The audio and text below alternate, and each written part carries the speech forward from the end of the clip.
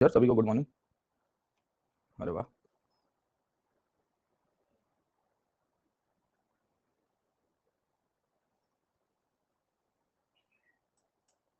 Good morning sir.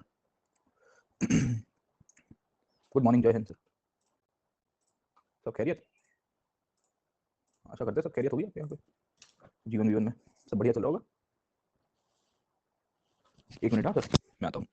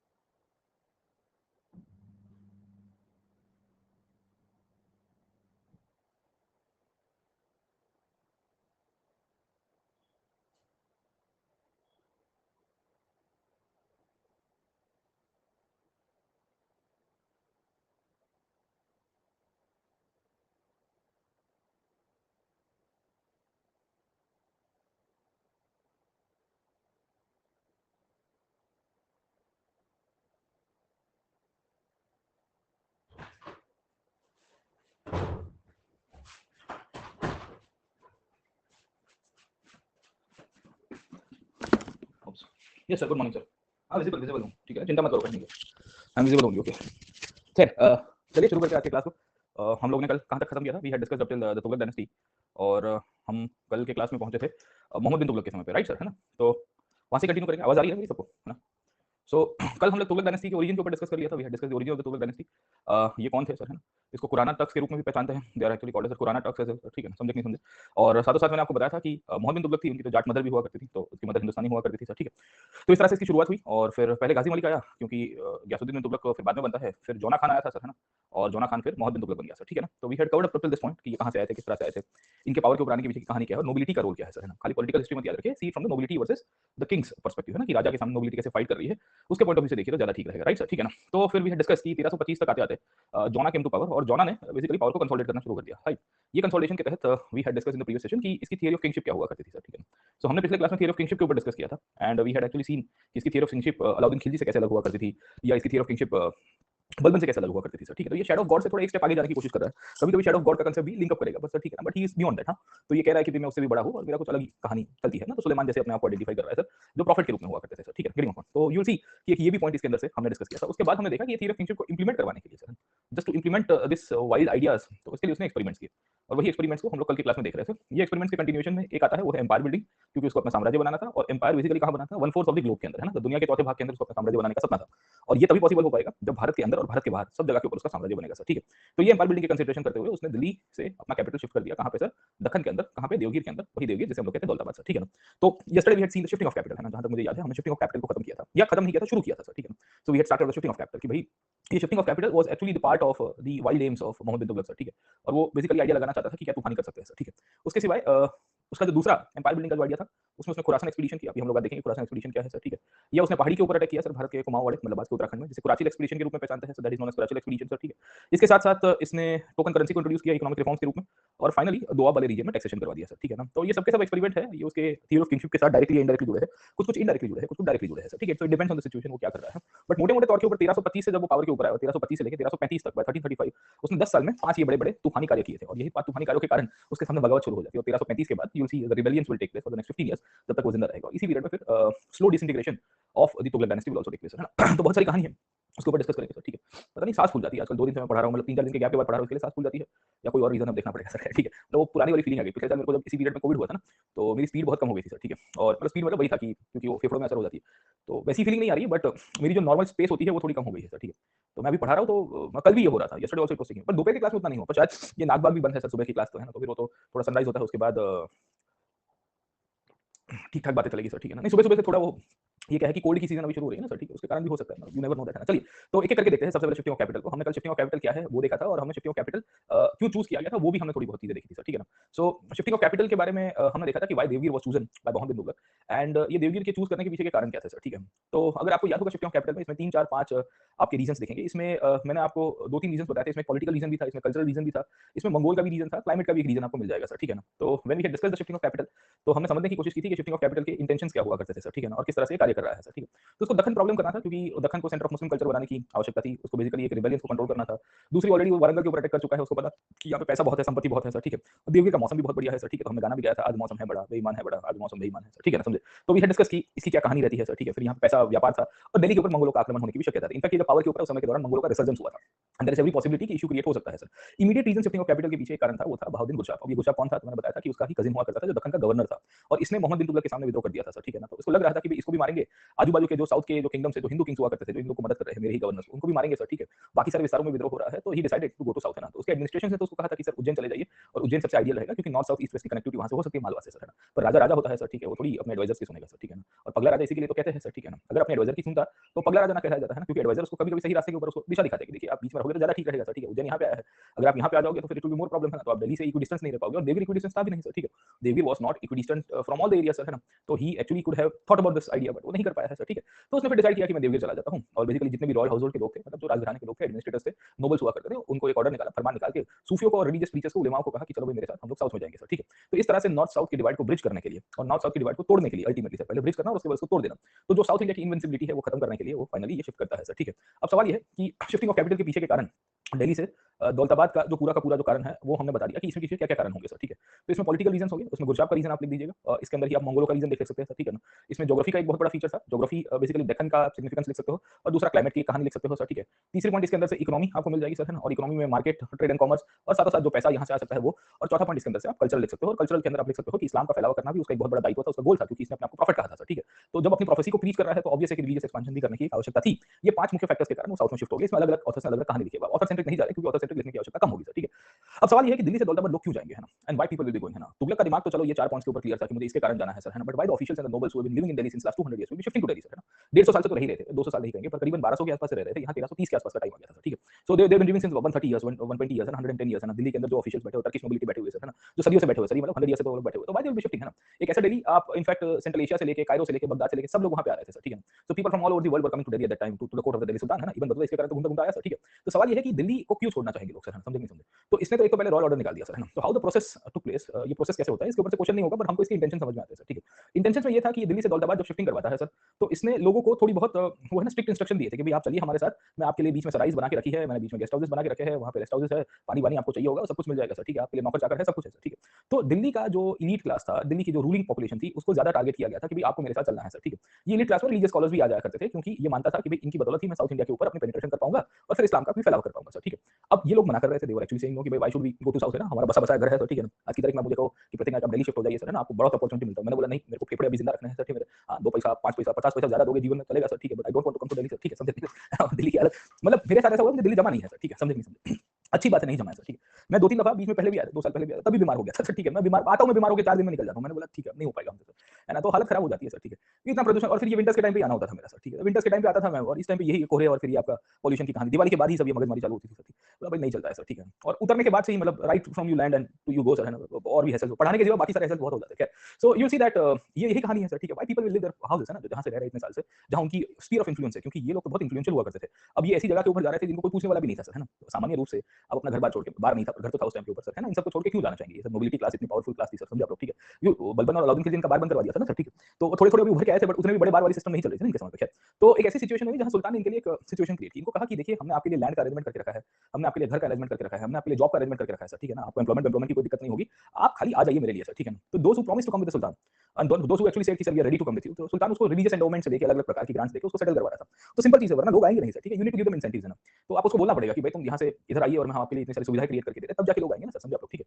तो सुल्तान ने basically ये एक्सोडस करने के लिए सबसे पहले अपने ऑफिशियल्स को कहा, एंड दिल्ली की प्रॉब्लम ये थी कि Delhi was equivalent to Baghdad and Cairo. और यार ये Cairo at that time became the seat of the sultanate. Actually क्या हुआ कि अब्बासिड कैलिफेट का डिक्लाइन हुआ, और फिर इजिप्ट की मामलुक सुल्तान की कैलिफेट सिस्टम की शुरुआत होती है सर, ठीक है। और ये कायरो एक ऐसी इंपॉर्टेंट प्लेस के रूप में उभर के आ गया था, जहां अब बेसिकली इस्लामिक सेंटर है, इस्लामिक कल्चर का जो होल्ड है वो वहां से बनना शुरू हो गया। तो पहले बगदाद था, हमने देखा था 13 सेंचुरी तक, मतलब 1249 तक अब्बासिड खलीफेट रहा। उसके बाद इजिप्ट बिकेम द हब है ना, and for the almost 2-300 years Egypt became the hub, and फिर उसके बाद फिर उस्मानिया आए जब टर्किश एम्पायर की शुरुआत हुई सर, ठीक है। तो होता ये है कि बगदाद कायरो के इक्विवेलेंट दिल्ली हो गया था सर, ठीक है। तो किसी को भी अपनी प्रॉस्पेरिटी वेल्थ तो छोड़नी नहीं है। अब सुल्तान ने ऑर्डर दिया कि भाई जो नहीं आएगा उसको कोड़े मारेंगे सर, है ना, उठा के लेके जाएंगे सर, गेटिंग अपॉन नॉट, है ना। तो एक साइड के ऊपर स्ट्रिक्ट ऑर्डर दिया। अब जब सुल्तान स्ट्रिक्ट ऑर्डर दे रहा है तो लोग ना चाहते हुए भी जख मार के सुल्तान के पास जाएंगे सर, समझे कि नहीं समझे, गेटिंग अपॉन। तो वो तो क्या मन में इच्छा नहीं होती है सर, सरकार में बहुत सारे ऐसे डिपार्टमेंट्स के अंदर प्रस्ताव आते हैं जहां कभी-कभी आपको गुस्सा आ जाएगा, बोले ये कैसा तुगलकी फरमान है, but you can not resist that, okay. जैसे ही आप रेजिस्ट करोगे तो फिर प्रॉब्लम हो जाएगी सर, समझे। आपके नाम का कच्चा चिट्ठा खोल दिया जाएगा सर, गेटिंग अपॉन, है ना। तो दिल्ली के बहुत सारे लोगों को ऐसा लग रहा था, खास करके जो रूलिंग क्लासेस हुआ करते थे, इनको बोला गया कि बेटा तुमको तो आना ही पड़ेगा, उसके सिवाय नहीं चलेगा सर, ठीक है। और जिन्होंने रेजिस्ट किया उसको मारा गया सर, ठीक है। उसकी पिटाई की गई, घर से निकाल निकाल के उनको ड्रैग किया गया, बोले इसको खींचो सर, है ना, कैसे भी करके सर, ठीक है। सो यू कैन इमेजिन कि एक ऐसी सिचुएशन क्रिएट हुआ करी जहां पे हमको पता चल रहा है कि ये जो दिल्ली से दौलताबाद की सिचुएशन है वहां रेजिस्टेंस बहुत हुआ था और इसके कारण ये फेल हो जाएगा, आप समझिए सर, ठीक है ना। ये फेल होता है उसके पीछे का कारण ये था कि जब आदमी को कमन से, कमन का मतलब है कि जब आप इंसान की इच्छा नहीं होती है उसके बावजूद भी उसको ये करवाते हो तो वो रिजल्ट नहीं देगा सर। सुल्तान को किसकी मदद से साउथ इंडिया में कंट्रोल करना था? अपने नोबल्स की मदद से।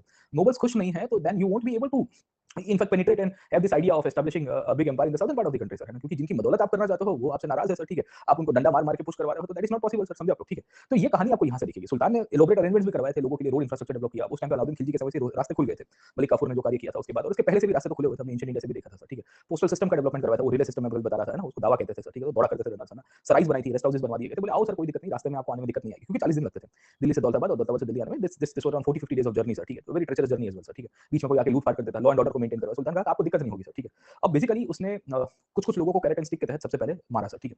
जो लोग आने के लिए तैयार हुए उनको थोड़ा बहुत उसने फैसिलिटी क्रिएट करके दिया। उन्होंने कहा कि आप आ जाइए यहाँ पे सर, ठीक है। आपको फ्री बोर्डिंग मिलेंगे, लॉजिंग मिलेंगी, आपको बिजनेस में कंसेशन मिल जाएगी, जॉब एम्प्लॉयमेंट में कोई दिक्कत नहीं होगी सर, ठीक है। आपको यहाँ पे जमीन दे देंगे, I give you iqta over here, you stay over here, ये इक्ता सिस्टम के थ्रू अपना शासन चला सकते हो सर, ठीक है। Getting upon. तो ऐसा कहते हैं कि जो साउथ इंडिया का कॉन्क्वेस्ट अलाउद्दीन खिलजी ने शुरू किया था उसको मोहम्मद बिन तुगलक दौलताबाद में जाके उसको फिनिश करना चाहता था सर, ठीक है ना। So he wanted the Deccan to become the stronghold of the Muslim community sir, है ना। इसके बाद ये यहाँ पे इस्लामिक इन्वेजन का जो कंटिन्यूएशन है वो होना चाहिए, और इसके कारण खिलजी ने जो सोचा था वो फाइनली तुगलक करना चाहता था, और इसी बेसिस के ऊपर इसने दिल्ली से दौलताबाद कैपिटल को शिफ्ट करवाया प्रोसेस के थ्रू। प्रॉब्लम क्या हो रहा है सर, ठीक है। प्रॉब्लम ये हो रहा है कि क्या ये सेकंड कैपिटल का कांसेप्ट था? क्या ये कांसेप्ट के रूप में अगर आप समझने की कोशिश करिए कि दिल्ली से दौलताबाद की जो पूरी कहानी है ये 100% करेक्ट थी कि गलत थी सर, ठीक है। तो इसमें बहुत सारे उसको प्रॉब्लम आ रहे थे और इसकी इंपैक्ट बहुत लॉन्ग टर्म होती है सर, ठीक है। इनफैक्ट दिल्ली से दौलताबाद और Daulatabad was not a second capital, वो चीज गलत हो जाती है जब हमको आज की तारीख के अंदर कॉइन्स मिल रहे हैं और हमको इंस्क्रिप्शंस और साथ-साथ we also come to know about the literary evidences. अब एक किताब है जिसका नाम है मसलिक उस अब्सार सर, ठीक है। ये अब्बास नाम के एक ऑथर के द्वारा लिखी गई थी। ये किताब के अंदर बेसिकली उन्होंने ये बताया है कि सुल्तान ने दो प्रकार के कॉइन्स इश्यू किए थे। ये कॉइन्स के अंदर तख्त दिल्ली और तख्त दौलताबाद इस तरह का शब्द यूज किया गया। तख्त, तख्त का मतलब होता है गद्दी सर, तख्त कहते हैं ना उसको सर, ठीक है।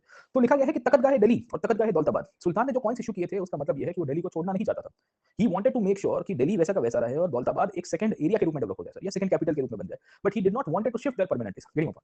अब जब आपके यहाँ पे इनफैक्ट आप जो कॉइन्स इश्यू करवा रहे हो, आपने दोनों सिटीज के बीच में एक इंफ्रास्ट्रक्चर की लिंक जोड़ के रखी है, उसका मतलब ये है कि आप आधा टाइम यहाँ और आधा टाइम यहाँ रहने का प्लान करो, ना कि शिफ्टिंग ऑफ कैपिटल का कर रहे हो, ना कि ट्रांसफर ऑफ कैपिटल का कर रहे हो, गेटिंग अपॉन, है ना। तो आपको प्रश्न यहाँ से आता है कि भाई ट्रांसफर ऑफ कैपिटल था कि नहीं था? On what basis you agree that Mohammad bin Tughlaq had actually tried to transfer his capital to Delhi from Delhi to Daulatabad, है ना, एंड गिव रीजंस। उसके बाद 10 मार्कर का प्रश्न आ जाएगा आपको सर, ठीक है। किस कारणवश आप सहमत हो कि सुल्तान मोहम्मद बिन तुगलक के द्वारा दिल्ली से दौलताबाद की राजधानी को स्थायी करने का निर्णय लिया गया था सर, ठीक है ना। तो फिर आपको कारण देने पड़ेंगे, उसमें अगेंस्ट में लिखना पड़ेगा सर, ठीक है। अगेंस्ट में आप वहां लिखोगे कि भाई 2-3 कारण थे जिसके कारण हम लोग कह सकते हैं कि दिल्ली से दौलताबाद एक सेकंड कैपिटल या पूरा का पूरा ट्रांसफर ऑफ कैपिटल नहीं हुआ था, एक सेकंड एडमिनिस्ट्रेटिव सेंटर के रूप में बनाया गया था, ये एक सेकंड कैपिटल के रूप में बनाया गया था सर, ठीक है ना, गेटिंग अपॉन। तो हमेशा ये चीज याद रखिएगा कि he wanted to make sure Daulatabad और देवगी emerge as a second administrative और capital centre in south India, but that doesn't mean he wanted to leave Delhi. So there are many authors who says कि he actually transferred the capital. The idea of transferring the capital was wrong. समझ में आया कि नहीं आया? पहली चीज आपको क्लियर हो जानी चाहिए। क्यों क्लियर हो जानी चाहिए? क्योंकि जब पॉपुलेशन का माइग्रेशन हुआ तो ये माइग्रेशन में फुल इवैक्यूएशन नहीं होता है सर, ठीक है। फुल इवैक्यूएशन का मतलब है कि पूरी की पूरी दिल्ली को खाली नहीं किया गया। दिल्ली के जितने भी रूलिंग क्लासेस थे, खास करके बड़े-बड़े administrators, ulemas, nobles and the Sufis, उनको ही लेके जाया गया है सर, ठीक है। दिल्ली के अंदर हिंदू जमींदार से हिंदू बिजनेसमैन, इवन मुस्लिम बिजनेसमैन भी बहुत सारे थे, उनको वैसा का वैसा रखा गया। That means the sultan wanted to earn revenue out of Delhi. He wanted to make sure कि दिल्ली के अंदर से जो आ रहा है वो आना चाहिए सर, ठीक है। एडमिनिस्ट्रेशन के ज्यादातर हाई ऑफिशियल्स को लेके जा रहा हूं, उसका मतलब ये नहीं कि दिल्ली से मैं अपना होल्ड छोड़ रहा हूं सर, ठीक। And this can be seen when he created highway between Delhi and Daulatabad, है ना। उसने एक प्रॉपर हाईवे बना दिया।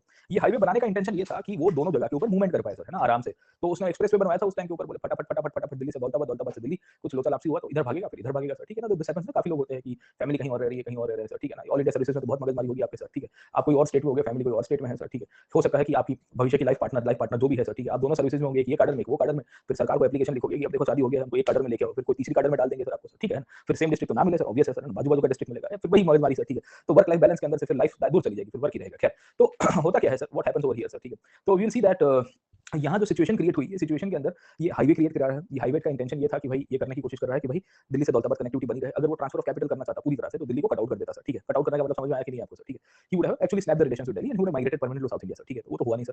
दूसरी बात उसने जो कॉइन्स इश्यू किए हैं सर, वो कॉइन्स भी इसी बेसिस के ऊपर इश्यू किए गए थे जहां वो दौलताबाद की भी बात कर रहा है और दिल्ली की भी बात कर रहा है सर, ठीक है। तो कॉइन्स के दोनों साइड के ऊपर तखत गाय, दिल्ली तखत गाय, दौलताबाद, सुल्तान मोहम्मद बिन तुगलक इस तरह के टाइटल्स लिखे जाते थे सर, ठीक है। वो दर्शाता है कि वो अपनी सोवरेनिटी प्रोक्लेम कर रहा है दोनों जगह से सर, है ना। अगर वो ट्रांसफर ऑफ कैपिटल होता तो ये नहीं हो पाता सर, ठीक है। तीसरी पॉइंट इसके अंदर हम लोग क्या लिखेंगे कि ये क्यों ट्रांसफर ऑफ कैपिटल नहीं था, क्योंकि सुल्तान ने इनफैक्ट देवगिरी को सब्स्टिट्यूट नहीं बनाया था। उसने कभी भी कोई इंस्क्रिप्शन के अंदर या कभी भी कोई लिटरेरी एविडेंसेस के अंदर इवन बरानी को भी नहीं बताया था कि I wanted to make it a substitute. ये बरानी था वो थोड़ा जज्बाती हो गया था क्योंकि उसको भी बोला गया था कि तुमको भी हमारे साथ चलना है सर, गेटिंग अ पॉइंट है, समझे नहीं समझे। तो बरानी भी थोड़ा सदमे में आ गया था, बोले यार ये कहां बढ़िया जगह थी, अब कहां लेके जा रहे हो आप हमको साउथ इंडिया सर, ठीक है, गेटिंग अ पॉइंट। तो वही कहानी है कि once you leave your house है ना, once you leave your possessions और जो अटैचमेंट है, तो ऑब्वियस है कि दिस हैपेंस ना सर, है ना। तो आप में से जो लोग सर्विसेज में होंगे, आपके फादर मदर, तो आपको पता है कि every time you get transferred, your family member get transferred, you get emotionally, अरे यार ये क्या हो गया मेरे साथ सर, ठीक है। बट वही है सबसे बेस्ट पार्ट है ना, you travel all across the country, खास करके डिफेंस सर्विसेज में जो होता है उनको तो पूरा देश घूमने मिल जाता है, ऊपर से लेके नीचे तक 2 ढाई साल में चलो निकलो सर, है ना। यहाँ ईस्टर्न कमांड और वेस्टर्न कमांड, नॉर्दर्न कमांड घूमते रहो सर, ठीक। चलिए let's come back to this point, okay. But वो भी है, उसके पॉजिटिव्स भी है, नेगेटिव्स भी है सर, है ना।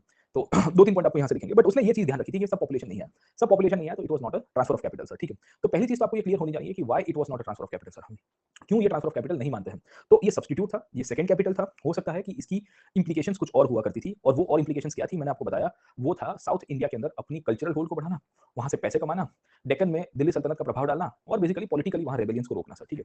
तो इंटेंशन वो था, बट सेकंड कैपिटल के रूप में या सेकंड एडमिनिस्ट्रेटिव कैपिटल के रूप में उसको बनाने का इंटेंशन था सर, समझे आप लोग, ठीक है। तो आपको ये पॉइंट क्लियर हो जाना चाहिए कि भाई इसका जो सेकंड कैपिटल का आइडिया है वो ज्यादा रेलेवेंट है रेदर देन दिस पॉइंट, है ना, समझे नहीं समझे, गेटिंग पॉइंट। अब सवाल ये आया कि ट्रांसफर ऑफ कैपिटल की असर क्या रही, उसकी इंपैक्ट क्या रहती है सर, ठीक है। क्या वो सक्सेसफुल रहा कि फेलियर रहा सर, ठीक है। तो वही मैंने आपको कल भी बताया था सर, है ना। आइडिया बहुत बढ़िया था सर, समझे नहीं समझे, है ना। पर आइडिया अच्छा होने का मतलब ये नहीं कि उसका एग्जीक्यूशन अच्छी तरह से हो पाएगा सर, ठीक है। उसका इंटेंशन तो हर बार अच्छा होता है, मेरा भी इंटेंशन बढ़िया होता है सर, है ना। मेरा इंटेंशन यही होता है कि भाई अपन जीवन के अंदर बहुत आगे बढ़े, पर एग्जीक्यूशन की बात आएगी तो सुबह सो रहे होते हैं सर, है ना, गेटिंग पॉइंट, समझे नहीं समझे। दिवाली में 3 दिन का मेरा इंटेंशन था कि मैं छुट्टी लूंगा सर, छुट्टी का मतलब है कि कंप्लीट रेस्ट ले लूंगा, ऐसा रेस्ट लूंगा की बात मत करिए सर, ठीक है। पर तीनों 3 दिन मुझे आराम नहीं मिला क्योंकि मैं ट्रैवल कर रहा था, इधर कर रहा उधर कर रहा, और संडे शाम को आया, मंडे सुबह यहाँ थोड़ा दिखाना था सर, ठीक है। रात को आके कंटेंट टाइप किया, इधर उधर की किताब दिमाग में तो होता है पर उसको थोड़ा फ्लो में लाना पड़ता है सर, ठीक है। इधर उधर का छाप के सर, ठीक है, तो ही जाके फिर मटेरियलाइज हो पाएगा, वरना फिर आपको मसाला नहीं मिलेगा पढ़ने के लिए भी सर। खैर, तो 2-3 चीजें होती है सर, ठीक है। 3 साल के बाद you come to know that sultan वापस चला गया सर, ठीक। तो 1327 के आसपास का पीरियड है ना, ये जब वो ट्रांसफर करेगा 26-27 में, और उसके बाद 28 तक आता है तो उसको दिमाग ठिकाना आ गया कि बेटा नहीं हो पाएगा सर, ठीक है। अब सवाल ये है कि 2-3 साल के बाद वो दिल्ली चला गया, तो क्या ये एक्सपेरिमेंट को हम लोग फेलियर मान सकते हैं? Was it a failure sir, second capital करना या ट्रांसफर ऑफ कैपिटल करना सर, ठीक है ना। तो काफी हिस्टोरियंस कहते हैं कि yes it was one of the biggest disasters that the sultan had never thought of sir, है ना, समझे नहीं समझे। पहली बात ये है कि देवगिरी जो थी वो जगह थोड़ी अलग हुआ करती थी सर, ठीक है। क्यों अलग जगह हुआ करता था सर? क्योंकि नॉर्थ साउथ ईस्ट वेस्ट से थोड़ा दूर था सर, ठीक है ना। तो उसको कंट्रोल करने के लिए उसको बहुत दिक्कत आ रही थी, क्योंकि Devagiri somewhere over here sir, है ना। तो सेंट्रल इंडिया में कहीं पे रहता तो ज्यादा ठीक रहता सर, ठीक है। सो उसकी रिक्वायरमेंट थोड़ी अलग है। देखिए आज की तारीख में बीच में प्रपोजल आ रहा था कि इंडिया को भी वो 2 कैपिटल 3 कैपिटल का कांसेप्ट यूज करना चाहिए। जैसे अभी आंध्र प्रदेश ने 3-3 कैपिटल का प्लान दिया सर, है ना। पहले वो अमरावती बनाया 5 साल, सरकार बदल गई तो फिर अब बोल रहे हैं कि भैया 3 कैपिटल बनाएंगे सर, ठीक है। फिर से कोई नई सरकार आएगी सर तो वो बोलेगा कि नहीं अब फिर से एक कैपिटल करेंगे, तो कैपिटल कैपिटल खेलते रहो सर, ठीक है। स्टेबिलिटी तो दूर की बात है, खैर। तो this is I would say blunder in the policy level sir, है ना। पॉलिसी लेवल ब्लंडर का मतलब ये है कि हर, क्योंकि you need stability to implement reforms, है ना। You can not take this thing in this way sir, है ना। स्टेबिलिटी नहीं मिलेगी तो फिर बहुत प्रॉब्लम होता रहेगा, खैर। और आंध्र प्रदेश उतना बड़ा स्टेट भी नहीं है कि उसको 3 कैपिटल की आवश्यकता है, बट उसके पीछे की इंप्लीकेशंस ये है कि because it's a newly emerged और न्यूली क्रिएटेड स्टेट, तो ऑब्वियस है कि भाई उनके एडमिनिस्ट्रेटर्स को ये लग रहा है कि ये 3 कैपिटल्स का जो, ये 3 जोन्स का जो डेवलपमेंट करवा के we can actually work out for the regional development sir, है ना। तो इंक्लूसिविटी और रीजनल डेवलपमेंट करने की आवश्यकता है, खैर। तो उसके ऊपर कभी बाद में बात करेंगे, but let me come back to this point, okay. तो मूल कहानी ये है कि उसने देवगिरी का जो वो जो लोकेशन है वो ध्यान में नहीं रखा, ना नॉर्थ वेस्ट के ध्यान में रखा, ना बंगाल के ध्यान में रखा। अब देखिए थ्रेट कहां से था, थ्रेट सबसे बड़ा कहां से था सर? इनका थ्रेट था कि नहीं था सर, ठीक है। जब आप देवगिरी जाते हो उसका मतलब क्या होता है? That means you are losing control over Delhi sir, you are losing control over Delhi, that's very clear. The moment you go out of Delhi, 2 जगह से आक्रमण आपके ऊपर होंगे सर, ठीक है। एक नॉर्थ वेस्ट से होंगे, एक नॉर्थ ईस्ट से होंगे सर, है ना। क्योंकि बंगाल हमेशा थ्रू आउट द पीरियड अपने आप को इंडिपेंडेंट करने का प्लान कर रहा है। इनफैक्ट इस पीरियड में फिर सिंध वाले भी कह रहे हैं कि हम क्यों चुप बैठे सर, है ना। सिंध और पंजाब वाले लोग कह रहे हैं कि हम क्यों चुप बैठे, हम भी इंडिपेंडेंट प्रोक्लेम करेंगे सर, ठीक है। तो सुल्तान की हालत खराब हो गई सर, है ना। वो दिल्ली से दौलताबाद और दौलताबाद से दिल्ली कर रहा था सर, ठीक है ना। तो एक पैर उधर एक पैर उधर। अब कभी दिल्ली कोर्ट में पूछो सुल्तान कहां है, तो साउथ गए हैं। दूसरे दिन साउथ पूछे, निकल गए दिल्ली के लिए, 4-5 दिन में पहुंचेंगे सर, ठीक है। अब इट वाज नॉट लाइक कि सुबह की फ्लाइट पकड़ी शाम को चले गए सर, ठीक है। यहाँ तामझाम लेके पूरा चलना होता है, तो it used to cost money as well, है ना, रेवेन्यू। तो जो खर्चे या जो पैसे आप साउथ से एक्सपेक्ट कर रहे थे गेन करने के लिए, वो तो आपने एडमिनिस्ट्रेटिव एक्सपेंसेस में लगवा दिए सर, शिफ्टिंग के लिए सर, ठीक है, शटलिंग करने के चक्कर में सर, ठीक है। दूसरा क्या है कि दिल्ली का अपना खुद की प्रासंगिकता थी सर, ना। Delhi right from the ancient period में, आप देखिए इंद्रप्रस्थ करके शहर हुआ करता था, ये महाभारत के समय पे, बेसिकली कौरव और पांडव के समय पे, तब से हिस्ट्री का पीरियड रहा है सर, या हिस्टोरिकल प्लेस रही है सर, ठीक है। आप देखिए तो तोमर्स के बाद फिर कंटिन्यूअसली चौहान आए और देन दिल्ली सुल्तान है ना, सबने इनफैक्ट यहाँ दिल्ली के साथ इमोशनली और सबने अपने अपने कैंटोनमेंट्स बनाए थे, छावनी बनाई थी, सीरी फोर्ट बनाया है, या आप देखने की कोशिश करिए अल्तुतमिश के समय से मेहरौली के अंदर फाउंडेशन किया गया पुराने किले के ऊपर सर, ठीक है। या नेक्स्ट पीरियड के अंदर आप पकड़िए कि यासुद्दीन तुगलक आया, उसने आदिलाबाद और क्या कहते हैं तुगलकाबाद जैसे सिटीज का इन्फैक्ट उसने डेवलपमेंट किया सर, ठीक है। तो ये सब चीजों के कारण लोग बहुत सारे कनेक्टेड थे, है ना। और इनका कनेक्शन फिर टूट जाता है, इमोशनल अटैचमेंट था वो टूट गया सर, है ना। तो लॉयल्टी उसके कारण बहुत प्रश्न में आ जाती है, क्योंकि लोगों को अपनी ही जमीन में फॉरेनर वाली फीलिंग आ रही थी सर। जब आप माइग्रेट करते हो एक जगह से दूसरी जगह, तो you are very new to that place, है ना। और उसमें ये स्कूल में बहुत प्रॉब्लम होती है, क्योंकि आपके फादर साहब तो सर्विसेज में होंगे तो he will be adopting to that culture, है ना। वो तो क्या आर्मी में है तो फिर वो एक ऑफिस से दूसरे ऑफिस में जा रहे हैं, पर बच्चों के साथ इसकी साइकोलॉजिकल इंपैक्ट बहुत होती है सर, ठीक है। क्योंकि बच्चों के नए फ्रेंड्स बनवाना, फिर वो स्कूल के अंदर नए एटमॉस्फियर में सेटअप करना, आप 2-3 साल तक थे, है ना, 6 से लेके 8 तक कहीं और थे, फिर 8-9 के बाद कहीं और चले गए सर, ठीक है। तो एट टाइम्स आपको देखा लगा कि फादर साहब की सर्विस ऐसी क्यों है? तो I had a friend of mine वो डिफेंस में था, मतलब उसके फादर साहब डिफेंस में थे। तो वो वही बुआ-बुम करता रहता था, वो स्टेबिलिटी नहीं मिली हमको जीवन के अंदर सर, ठीक है ना। तो वो होता है कि उसको अलग ही डिसकंटेनमेंट था सर। अब बड़ा हुआ तो देन ही रियलाइज कि व्हाट इज़ द वैल्यू, कि what his father actually was working for sir, retired हो गए हैं। बट ये उस टाइम पे तो आप नहीं सोच सकते ना, उस टाइम पे तो you are very young sir, है ना। उसमें फिर आपके फैमिली मेंबर्स को है ना, समझे नहीं समझे। तो ये पूरी कहानी आपको मिलता रहेगा। तो this happened even with the elite class eight that time, है ना। तो उनको लग रहा था कि यार हम फॉरेन लैंड के ऊपर आ गए हैं, we are actually in some foreign land, है ना। क्योंकि साउथ का कल्चर, साउथ की वे ऑफ लाइफ, साउथ की भाषा सब कुछ अलग था ना सर दिल्ली से सर, ठीक है। तो होता ये है कि जो नोबिलिटी क्लास थी ना वो साउथ में चली तो गई, पर उनकी कॉन्फिडेंस और उनकी लॉयल्टी ये सुल्तान जीत नहीं पाता। वो तो ऊपर से नाराज हो गए थे सर, ठीक है ना। तो they did not cooperated with the सुल्तान। अब सुल्तान के साथ कोऑपरेशन नहीं कर पाएंगे तो सुल्तान उनके साथ काम कर पाएगा सर, ठीक है, गेटिंग माय पॉइंट और नॉट। तो सुल्तान ने जो डिक्टेटोरियल ऑटोक्रेटिक बहुत ही हेस्टी वे के अंदर इंप्लीमेंट किया, जो ब्रूटैलिटी और फोर्स एक्सर्ट करवाया था, उसके कारण वहां की जो एडमिनिस्ट्रेटिव सेटअप थी वो फेल हो जाती है। और जब एडमिनिस्ट्रेटिव सेटअप फेल हो रही है तो दिल्ली में भी हो रही है और दौलताबाद में, दोनों जगह के ऊपर हो रही है। क्योंकि आदमी रहता दौलताबाद में था पर उसका मन दिल्ली में लगता था। बोले आप किसकी तरफ हो? बोले मैं तो आपकी तरफ हूं सर, यू नो दिस ना। बोले मैं खड़ा आपकी तरफ हूं, उंगली उसकी तरफ कर रहा हूं सर, ठीक है। तो नोबल्स की भी यही हालत हुआ करती थी सर, ठीक है ना। बोले आप किसकी तरफ है? बोले हम तो दौलताबाद की तरफ है। बोले उंगली दिल्ली की तरफ है, पर रहते तो दौलताबाद में ना सुल्तान सर, ठीक है। सो यू विल फाइंड कि एक ऐसी सिचुएशन क्रिएट है जहां सुल्तान ने फोर्सफुली लोगों को वहां पे सेटल करवाया। That is not possible sir. देखिए बाबर का केस देखिए, 1526 में ये बाबर के साथ भी हुआ था, जब पानीपत जीता ना सर। तो उसके नोबल्स और वो सबके सब फटीचर थे मंगोल्स, तो उनको ऐसा था कि भाई लूट फाट करके वापस चले जाएंगे, जैसे तैमूर आया था, ये आया, वो आया, फला आया सर, ठीक है। पर बाबर ने कहा कि अब शहंशाह हिंदुस्तान है, यहाँ पे रहेंगे सर, ठीक है। तो काफी लोगों ने बगावत करवा दी है। बोले सर यहाँ तो नहीं रुक सकते, अफगानिस्तान अपना प्रांत है, फरगना चले जाएंगे, काबुल में कोई दिक्कत नहीं होगी। बाबर ने कहा जिसको जाना है जा सकता है, I am not stopping you sir, but you think of your own. वहाँ पैसा है, वहाँ संपत्ति है, वहाँ पे रिस्पेक्ट है, रिस्पेक्ट तो खैर इंडिया में भी नहीं थी उस टाइम पे इनकी, बट स्टिल जो भी पावर है आपके पास, कुछ नहीं है सर। बोले चुपचाप बैठे रहो सर, रहना है तो सर। तो होता ये है कि पानीपत के बाद जो इनिशियली 3-4 साल से बाबर की कंसोलिडेशन में यही हुआ था, पर बाबर ने ब्रूटैलिटी यूज नहीं की थी। ब्रूटैलिटी ना यूज करने के कारण उसने अपने नोबल्स को कन्विंस किया था, तो जिसको जाना है उसको जाने दिया सर। तो सम नोबल्स वेंट बैक, है ना, नहीं रहना है हमको इंडिया में, गर्मी बहुत लग रही है और आगरा भाग रही है, वो सब कुछ प्रॉब्लम है सर, ठीक है। बट सुल्तान वो नहीं कर रहा है, तो उसने कहा कि नहीं, सबको कंपल्शन है, और जिसको कंपल्शन करवाते हो तो ऑब्वियस है कि दिस विल मिसफायर, है ना। ये जीवन की सच्चाई है, ये कड़वी वास्तविकता है। जब कंपल्शन में सब कुछ करवाते हो तो मिसफायर होता है सर, ठीक है। और ये कोई भी चीज हो, वो चाहे सिविल सर्विसेज की तैयारी हो तो वो भी मिसफायर हो जाएगी सर, ठीक है। बच्चों के अंदर आप देखोगे तो 12th के बाद या 10th के बाद वो साइंस लेने की जो प्रथा है वो भी इसी के कारण मिसफायर होती है सर, ठीक है। तो हमारा भी साथ ये हुआ था कि नहीं, बोले साइंस लेने का मतलब लेने का, अरे भाई हमको कुछ और करना है। बोले नहीं साइंस ही लेने का सर, ठीक है। और फिर मिसफायर हुआ सर। मिसफायर होने के बाद उसके बाद भी नहीं, बोले नहीं तुम ये इंजीनियरिंग कैसे भी करके इंजीनियरिंग कंप्लीट कर, अरे नहीं करना है, नहीं ठीक है कराओ सर, ठीक है। घुमा फिरा के आज यहाँ पे बैठे हैं ना सर, ठीक।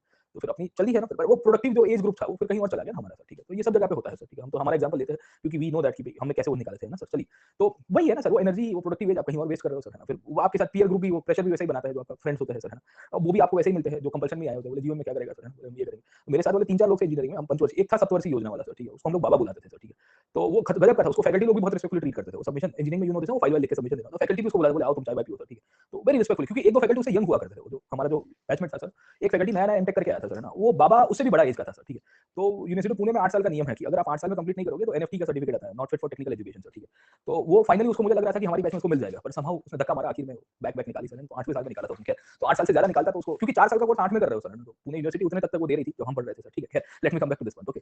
तो कहानी अलग आपको दिखेगी, खैर इसी बेसिस के ऊपर से फोर्स एक्साइल पॉपुलेशन नहीं करवाया जा सकता, बहुत ही डिक्टेटोरियल हेस्टी एटीट्यूड था राजा का सर, है ना। और इसके कारण राजा को बहुत फटका पड़ा सर, ठीक है। और ये फटका उसको फाइनेंशियली भी पड़ता है सर। ये फाइनेंशियल फटके के कारण सुल्तान डिसाइड करता है कि मुझे अब वापस जाना चाहिए सर, ठीक है। समझे नहीं समझे, गेटिंग माय पॉइंट। तो यू नीड टू सी कि इसकी इंप्लीकेशंस क्या रहती है। अब देखिए इसके पॉजिटिव्स या नेगेटिव्स क्या-क्या हुआ करते थे सर, ठीक है ना। तो सुल्तान को ये करने का इंटेंशन ये नहीं था कि वो शिफ्टिंग ऑफ कैपिटल को परमानेंट बनाए, मैंने आपको जैसे बताया सर, बट उसकी एनर्जी थोड़ी मिसडायरेक्ट हो गई थी सर, ठीक है ना, समझे नहीं समझे। उसके साथ प्रॉब्लम ये था कि वो खुरासान, देवगिर और तुर्किस्तान सबको साथ में करना चाहता था, मतलब एक साइड के ऊपर ऊपर जाएगा, एक साइड के ऊपर नीचे जाएगा, वो नहीं हो पाता है सर, गेटिंग माय पॉइंट और नॉट, है ना। बट इसके पॉजिटिव्स आपको बहुत सारे दिखेंगे। पॉजिटिव्स क्या-क्या मिले हैं याद रखिएगा सर, ठीक है ना। ये खुरासान क्या कहते हैं, दिल्ली से दौलताबाद एक्सपेरिमेंट के सर, ठीक है। पहला पॉजिटिव आपको यहाँ पे दिखेगा वो है साउथ इंडिया के अंदर, डेक्कन के अंदर जो हिंदू किंगडम्स थे उनको फाइनली उसने खत्म करने की शुरुआत की सर, ठीक है। Because he had a presence in the south and had a garrison in the south and he created a second capital in south, that shows कि now the south Indian kingdoms will not be autonomous and independent anymore sir, समझे आप लोग, ठीक है। You will see that ये जो Hindu Kings थे इनका धीरे-धीरे दिल्ली सल्तनत के फोल्ड में आने की शुरुआत हो जाएगी सर, ठीक है। इसी का ही एक आउटकम था जब 1340 तक आते-आते यहाँ पे बहमनी किंगडम की शुरुआत होगी सर, है ना। तो you might be aware about the Bahmani kingdom, ये 1340s के बाद के पीरियड के अंदर बहुत प्रोमिनेंस के ऊपर हसन गंगू जैसे आपको राजा दिखेंगे यहाँ पे सर, ठीक है ना। तो यू विल सी दैट ये इसी पीरियड में आया सर, मोहम्मद बिन तुगलक के समय पे ही आया है सर, ठीक है। तो इसके ये साउथ इंडियन एक्सपेरिमेंट के कारण ही हो पा रहा है। दूसरा नॉर्थ साउथ की बाउंड्रीज जो थी वो टूट गई सर, है ना। जो चीज़ प्राचीन भारत में अशोक नहीं कर पाया, समुद्रगुप्त नहीं कर पाया, हर्षवर्धन नहीं कर पाया, वो चीज़ यहाँ पे मोहम्मद बिन तुगलक कर रहा है सर, ठीक है। ना ही अलाउद्दीन खिलजी कर पाया था सर, ठीक है। नॉर्थ और साउथ की बाउंड्रीज को तोड़ना, क्योंकि विंध्यास को क्रॉस करके एक परमानेंटली बेस बनाना किसी राजा की हिम्मत नहीं हुई थी, और किया था उन सबको मार पड़ी थी सर, ठीक है ना। All had actually had a very great impact on the financial and the economic condition sir, है ना। But he somehow he was able to consolidate it, है ना। तो ऐसा नहीं हुआ कि भाई उसके जाने के बाद once he went back to Delhi तो he lost the control over Daulatabad. Daulatabad एक ऐसे गैरिसन के रूप में आया which was hated by all the local kings, है ना। आजू-बाजू के जितने भी किंग्स हैं ना, सबके सब उसको धिक्कारना शुरू कर दिया। बोले ये कहां से आ गए सर, गेटिंग अपॉन, समझे नहीं समझे। सो यू विल सी दैट एक ऐसी सिचुएशन यहाँ पे क्रिएट हो रही है जहां पे सूफी मिस्टिक्स की मदद से या बाकी सारे जो भी उलेमास थे उनकी मदद से उसने प्रीचिंग और प्रोपेगेंडा की शुरुआत की सर, ठीक है। And this is how you will find कि के निजामी कहते हैं कि ये उसका एक एडमिनिस्ट्रेटिव और कल्चरल कैपिटल के रूप में कार्य हुआ। ये एक्सपेरिमेंट को बेसिकली उसके बाद बहुत सारे राजा कंटिन्यू करते हैं सर, ठीक है। कौन-कौन करते हैं? मुगल्स करते हैं। अगर आपको अकबर की कहानी पता होगी, आगरा से फतेहपुर जाना और फतेहपुर से लाहौर जाना, ये उसी का ही कंटिन्यूएशन था सर। या ब्रिटिश की केस में देख लीजिए तो ब्रिटिश ने भी यही किया था कि भारत में बंगाल, मद्रास दो पावर सेंटर को क्रिएट करवाया गया सर। उसके बाद बंगाल से लोग दिल्ली जाते हैं सर, है ना, कलकत्ता से दिल्ली जाते हैं, ये इसी का ही आउटकम है सर, ठीक है। तो मोहम्मद बिन तुगलक ने जो सेकंड कैपिटल बनवाने की जो पूरी आइडिया की थी, ट्रांसफर ऑफ कैपिटल की जगह हम लोग सेकंड कैपिटल को ज्यादा देंगे, उसमें वो फेलियर रहा। उसके पीछे उसकी हाई हैंडेडनेस बहुत जिम्मेदार है, उसकी पॉलिसीज बहुत रिस्पॉन्सिबल है और लोगों की कनेक्टिविटी का प्रश्न है। बट वो फेलियर पूरी तरह से नहीं था, क्योंकि इसका आउटकम ही था कि साउथ इंडिया में फर्स्ट मुस्लिम किंगडम इमर्ज होकर आता है इसी के ही बाद सर, है ना, समझे। क्योंकि यहाँ जो लैंड ग्रांट्स दी गई थी, यहाँ पे जो फिर कन्वर्जन हुआ है सर, है ना, लार्ज स्केल पॉपुलेशन का सर। तो हसन गंगू था कौन सा, है ना, इसका जो मेनली अगर आप पकड़ने की कोशिश करें, जो टीचर था वो ब्राह्मण था सर, ठीक है। So you will see this kind of conversion of the Hindu population and then gradually they will be Islamised and फिर यहाँ से इस्लामिक किंगडम की शुरुआत हुई और फिर वहाँ की लोकल डायनेस्टी धीरे धीरे खत्म हो जाती है। इसी के ही आउटकम के रूप में अगर आप समझने की कोशिश करिए, फिर बहमनी किंगडम आएगा, बहमनी किंगडम से फिर दक्कनी सुल्तान बनने की शुरुआत होगी। दक्कनी सुल्तान का भी टाइम है, ये तो 16वीं सेंचुरी के बाद ज्यादा प्रोमिनेंस के ऊपर आएंगे। बट या ये पहले 300 साल में इसकी शुरुआत हो जाती है सर, ठीक है, गेटिंग पॉइंट। तो इसके पॉजिटिव्स नेगेटिव्स अगर आपको पूछे जाएंगे तो लिख पाएंगे ना कि what was objective of the transfer of capital, was it successful और not, was it a transfer of capital, ये याद रखिएगा सर, ठीक है। इसको ट्रांसफर ऑफ कैपिटल के रूप में हम लोग नहीं मानेंगे सर, है ना। It was setting up of an administrative capital as an alternative to Delhi sir, है ना। तो अब इसमें तो ये आपको क्लियर होना चाहिए कि it was not a transfer of capital, it was more of a setting up of a second capital and Delhi should be as it is. But problem ये हुआ कि जब सेकंड कैपिटल को सेटअप करना था तो उसको लॉयल्टी और उसको जो सपोर्ट मिलना चाहिए वो नहीं मिल पाया, and that is the reason it failed, है ना, समझे आप लोग, ठीक है। बट उसकी इंपैक्ट लॉन्ग टर्म में हमको मिलती है, कल्चरल इंपैक्ट और पॉलिटिकल इंपैक्ट हमको मिल जाएगी। इकोनॉमिक इंपैक्ट बहुत बेकार रही थी, क्योंकि जो पैसा सोचा था वो नहीं मिल पाया सुल्तान को सर, ठीक है। तो पॉजिटिव्स नेगेटिव्स ऑब्जेक्टिव्स प्रोसेस हमने सब कुछ देख लिया है, मोटे मोटे तौर के ऊपर आपको यहाँ से प्रश्न आएंगे सर, समझे आप लोग, ठीक है, getting point, okay. There was some reason of that when he invaded Bidar, हाँ तो लिख सकते हो कि उस टाइम पे सुल्तान को लेकर अफवाह भी चल रही थी और माइट बी पॉसिबिलिटी कि भाई फिर दिल्ली हाथ से चला जाता सर, है ना, तो फिर और भी इश्यूज क्रिएट हो जाते। खैर तो ये कहानी आपको इसके अंदर से मिलेगी कि क्या क्या स्टोरी रहती है और किस तरह से नॉर्थ साउथ डिवाइड को ब्रेक करने का काम किया है ना। तो पॉलिटिकल सिग्निफिकेंस इसकी बहुत बड़ी है, वो है the divide between the north and the south was eventually shattered. और जो ग्रेट वॉल बनी थी सर नॉर्थ साउथ के बीच में, वो तोड़ता है सर, है ना। तो ग्रेट वॉल ऑफ इंडिया कहते हैं इसको सर, समझे आप लोग, ठीक है। Is it a good move to control the fragmented polity, या देखिए अगर ये मूव के बारे में पूछेगा तो जरूर हम लोग देखेंगे कि देखिए द मूव वाज नीडेड, है ना। जैसे अकबर ने भी फिर लाहौर क्यों चला गया था sir, why shifted the administration as a second capital में लाहौर की तरफ गया, उसके पीछे का कारण था कि he wanted to control the rebellions and he wanted to take the control of the north west area sir, है ना। तो that can not be possible sitting in Fatehpur, है ना। तो सीकरी में रह रहा था उस टाइम, तो आगरा भी नहीं था, थोड़ा बाहर की तरफ आ गया था ना सर। तो वो क्यों जा रहा है उसके पीछे का कारण ये था सर, है ना। तो उसके एक्सपेरिमेंट्स को लेके लोग कहते हैं ना कि वो थोड़े समय से पहले कर रहा था सब कुछ सर, ठीक है। तो समय से पहले करने में फिर आवश्यकता ये होती है कि भाई फिर आपको क्या कहते हैं कि उसका रिजल्ट वैसा नहीं मिलेगा, ऑप्टिमम रिजल्ट मिलना चाहिए सर, ठीक है। तो पहला तो एक्सपेरिमेंट भाई साहब का ये ट्रांसफर ऑफ कैपिटल करा, जो फेल हो गया सर, ठीक है। फेल हुआ पार्टली सक्सेसफुल हो जाता है सर, ठीक है, चलिए। तो पहली बात ये होगी। अब दूसरा आया भाई साहब को और सपना आया, बोले अब क्या करते हैं सर, ठीक है। तो ट्रांसफर ऑफ कैपिटल करके वापस ही आया था और सोच रहा है, बोले कुछ तूफानी करते हैं। अब देखो तारीख भी 8 नवंबर है सर, ठीक है, 8 और 9 नवंबर है सर, ठीक है। 8 तारीख को रात को आपको भी पता है 2016 में क्या हुआ था सर, ठीक है। तो पंचवर्षीय योजना आज फिर से वही, देखो कोइंसिडेंटली वही टॉपिक की डिस्कशन कर रहे हैं हम लोग सर, ठीक है, गेटिंग पॉइंट। तो देखिए कुदरत भी कैसी कैसी चीजें करवाती है हमसे। आई नेवर प्लान कि मैं इसी दिन को आपको इनफैक्ट ना फिर से यही टॉपिक को लिंक अप करवाऊंगा सर, ठीक है। तो प्लीज, है ना, कि डिस्क्लेमर लाना पड़ेगा कि अभी के आगे के टॉपिक के अंदर जो भी बातें हो रही है वो काल्पनिक नहीं, वो रियलिटी के ऊपर है, वास्तविक है। बट इसका कोई आज की कंटेम्पररी घटना के साथ कोई लेना देना नहीं है सर। चलिए let's come back to this, तो डिस्क्लेमर ला देता हूं। तो इट बिकम्स, क्योंकि फिर काफी लोगों को भक्ति में शक्ति में प्रॉब्लम हो जाता है सर, ठीक है। बोले सर ऐसा क्यों, आपने ऐसा क्यों बोला, मैंने नहीं बोला, तुम्हारा दिमाग का प्रेजुडाइज है सर, ठीक है ना। मैं कहां लिंक अप कर रहा हूं सर, तुम खुद ही लिंक अप कर रहे हो, क्योंकि तुम सयाने बन गए हो सर, समझे। एक्चुअली होता क्या है मैं आपको बता दूं, जब ये डिसीजन दिया गया ना सर, उसके दूसरे दिन ही जब अपोजिशन पार्टीज ने प्रेस कॉन्फ्रेंस किया, बोले ये तुगलक ही निर्णय है सर, ठीक है, ये तगलक ही निर्णय है। I still remember, I don't remember the spokesperson, but वो स्पोक्सपर्सन ने कहा था कि ये तगलक ही निर्णय है। मुझे तभी तभी मुझे याद आया था, 2016 की बात है सर, ठीक है। और मैं दूसरे दिन क्लास ले रहा था सुबह 8 बजे सर, ठीक है। तो क्लास में पढ़ाना कुछ और था, पर आधा एक घंटा फिर तगलक के ऊपर डिस्कशन हो रहा है सर। बोले सर आपका क्या मानना है ये वो, मैंने बोला देखो एक ऐसे घटना कुछ हुआ था, तब मीडियल शुरू नहीं किया था मैंने, और गोलू बच्चे थे सब, है ना। तो बता रहे थे कि सर आपका what is your opinion on this, what is your say on this. तो let me come back to this point. अब देखिए तुगलक का ये ट्रांसफर ऑफ कैपिटल का पूरी तो बन गया सर, ठीक है। अब तुगलक कह रहा है कुछ और तूफानी करेंगे सर, ठीक है ना, लेट मी डू समथिंग तूफानी। बोले अब क्या करेंगे सर, ठीक है ना। तो एक नए क्रिप्टो करेंसी निकालते हैं सर, समझे आप लोग, ठीक है। और इसी बेसिस के ऊपर से एक नया आइडिया दिया टोकन करेंसी का सर, ठीक है। अब टोकन करेंसी में भी वही 4-5 प्रकार के सिस्टम को पहले समझेंगे कि ये है क्या सर, है ना, व्हाट इज इट सर, है ना। ये आइडिया उसको कहां से आया सर, दूसरा वाई सर, है ना, इसको कैसे इंप्लीमेंट करवाया गया सर, और इसका बेसिकली इंपैक्ट क्या रहता है सर, गेटिंग पॉइंट, समझे।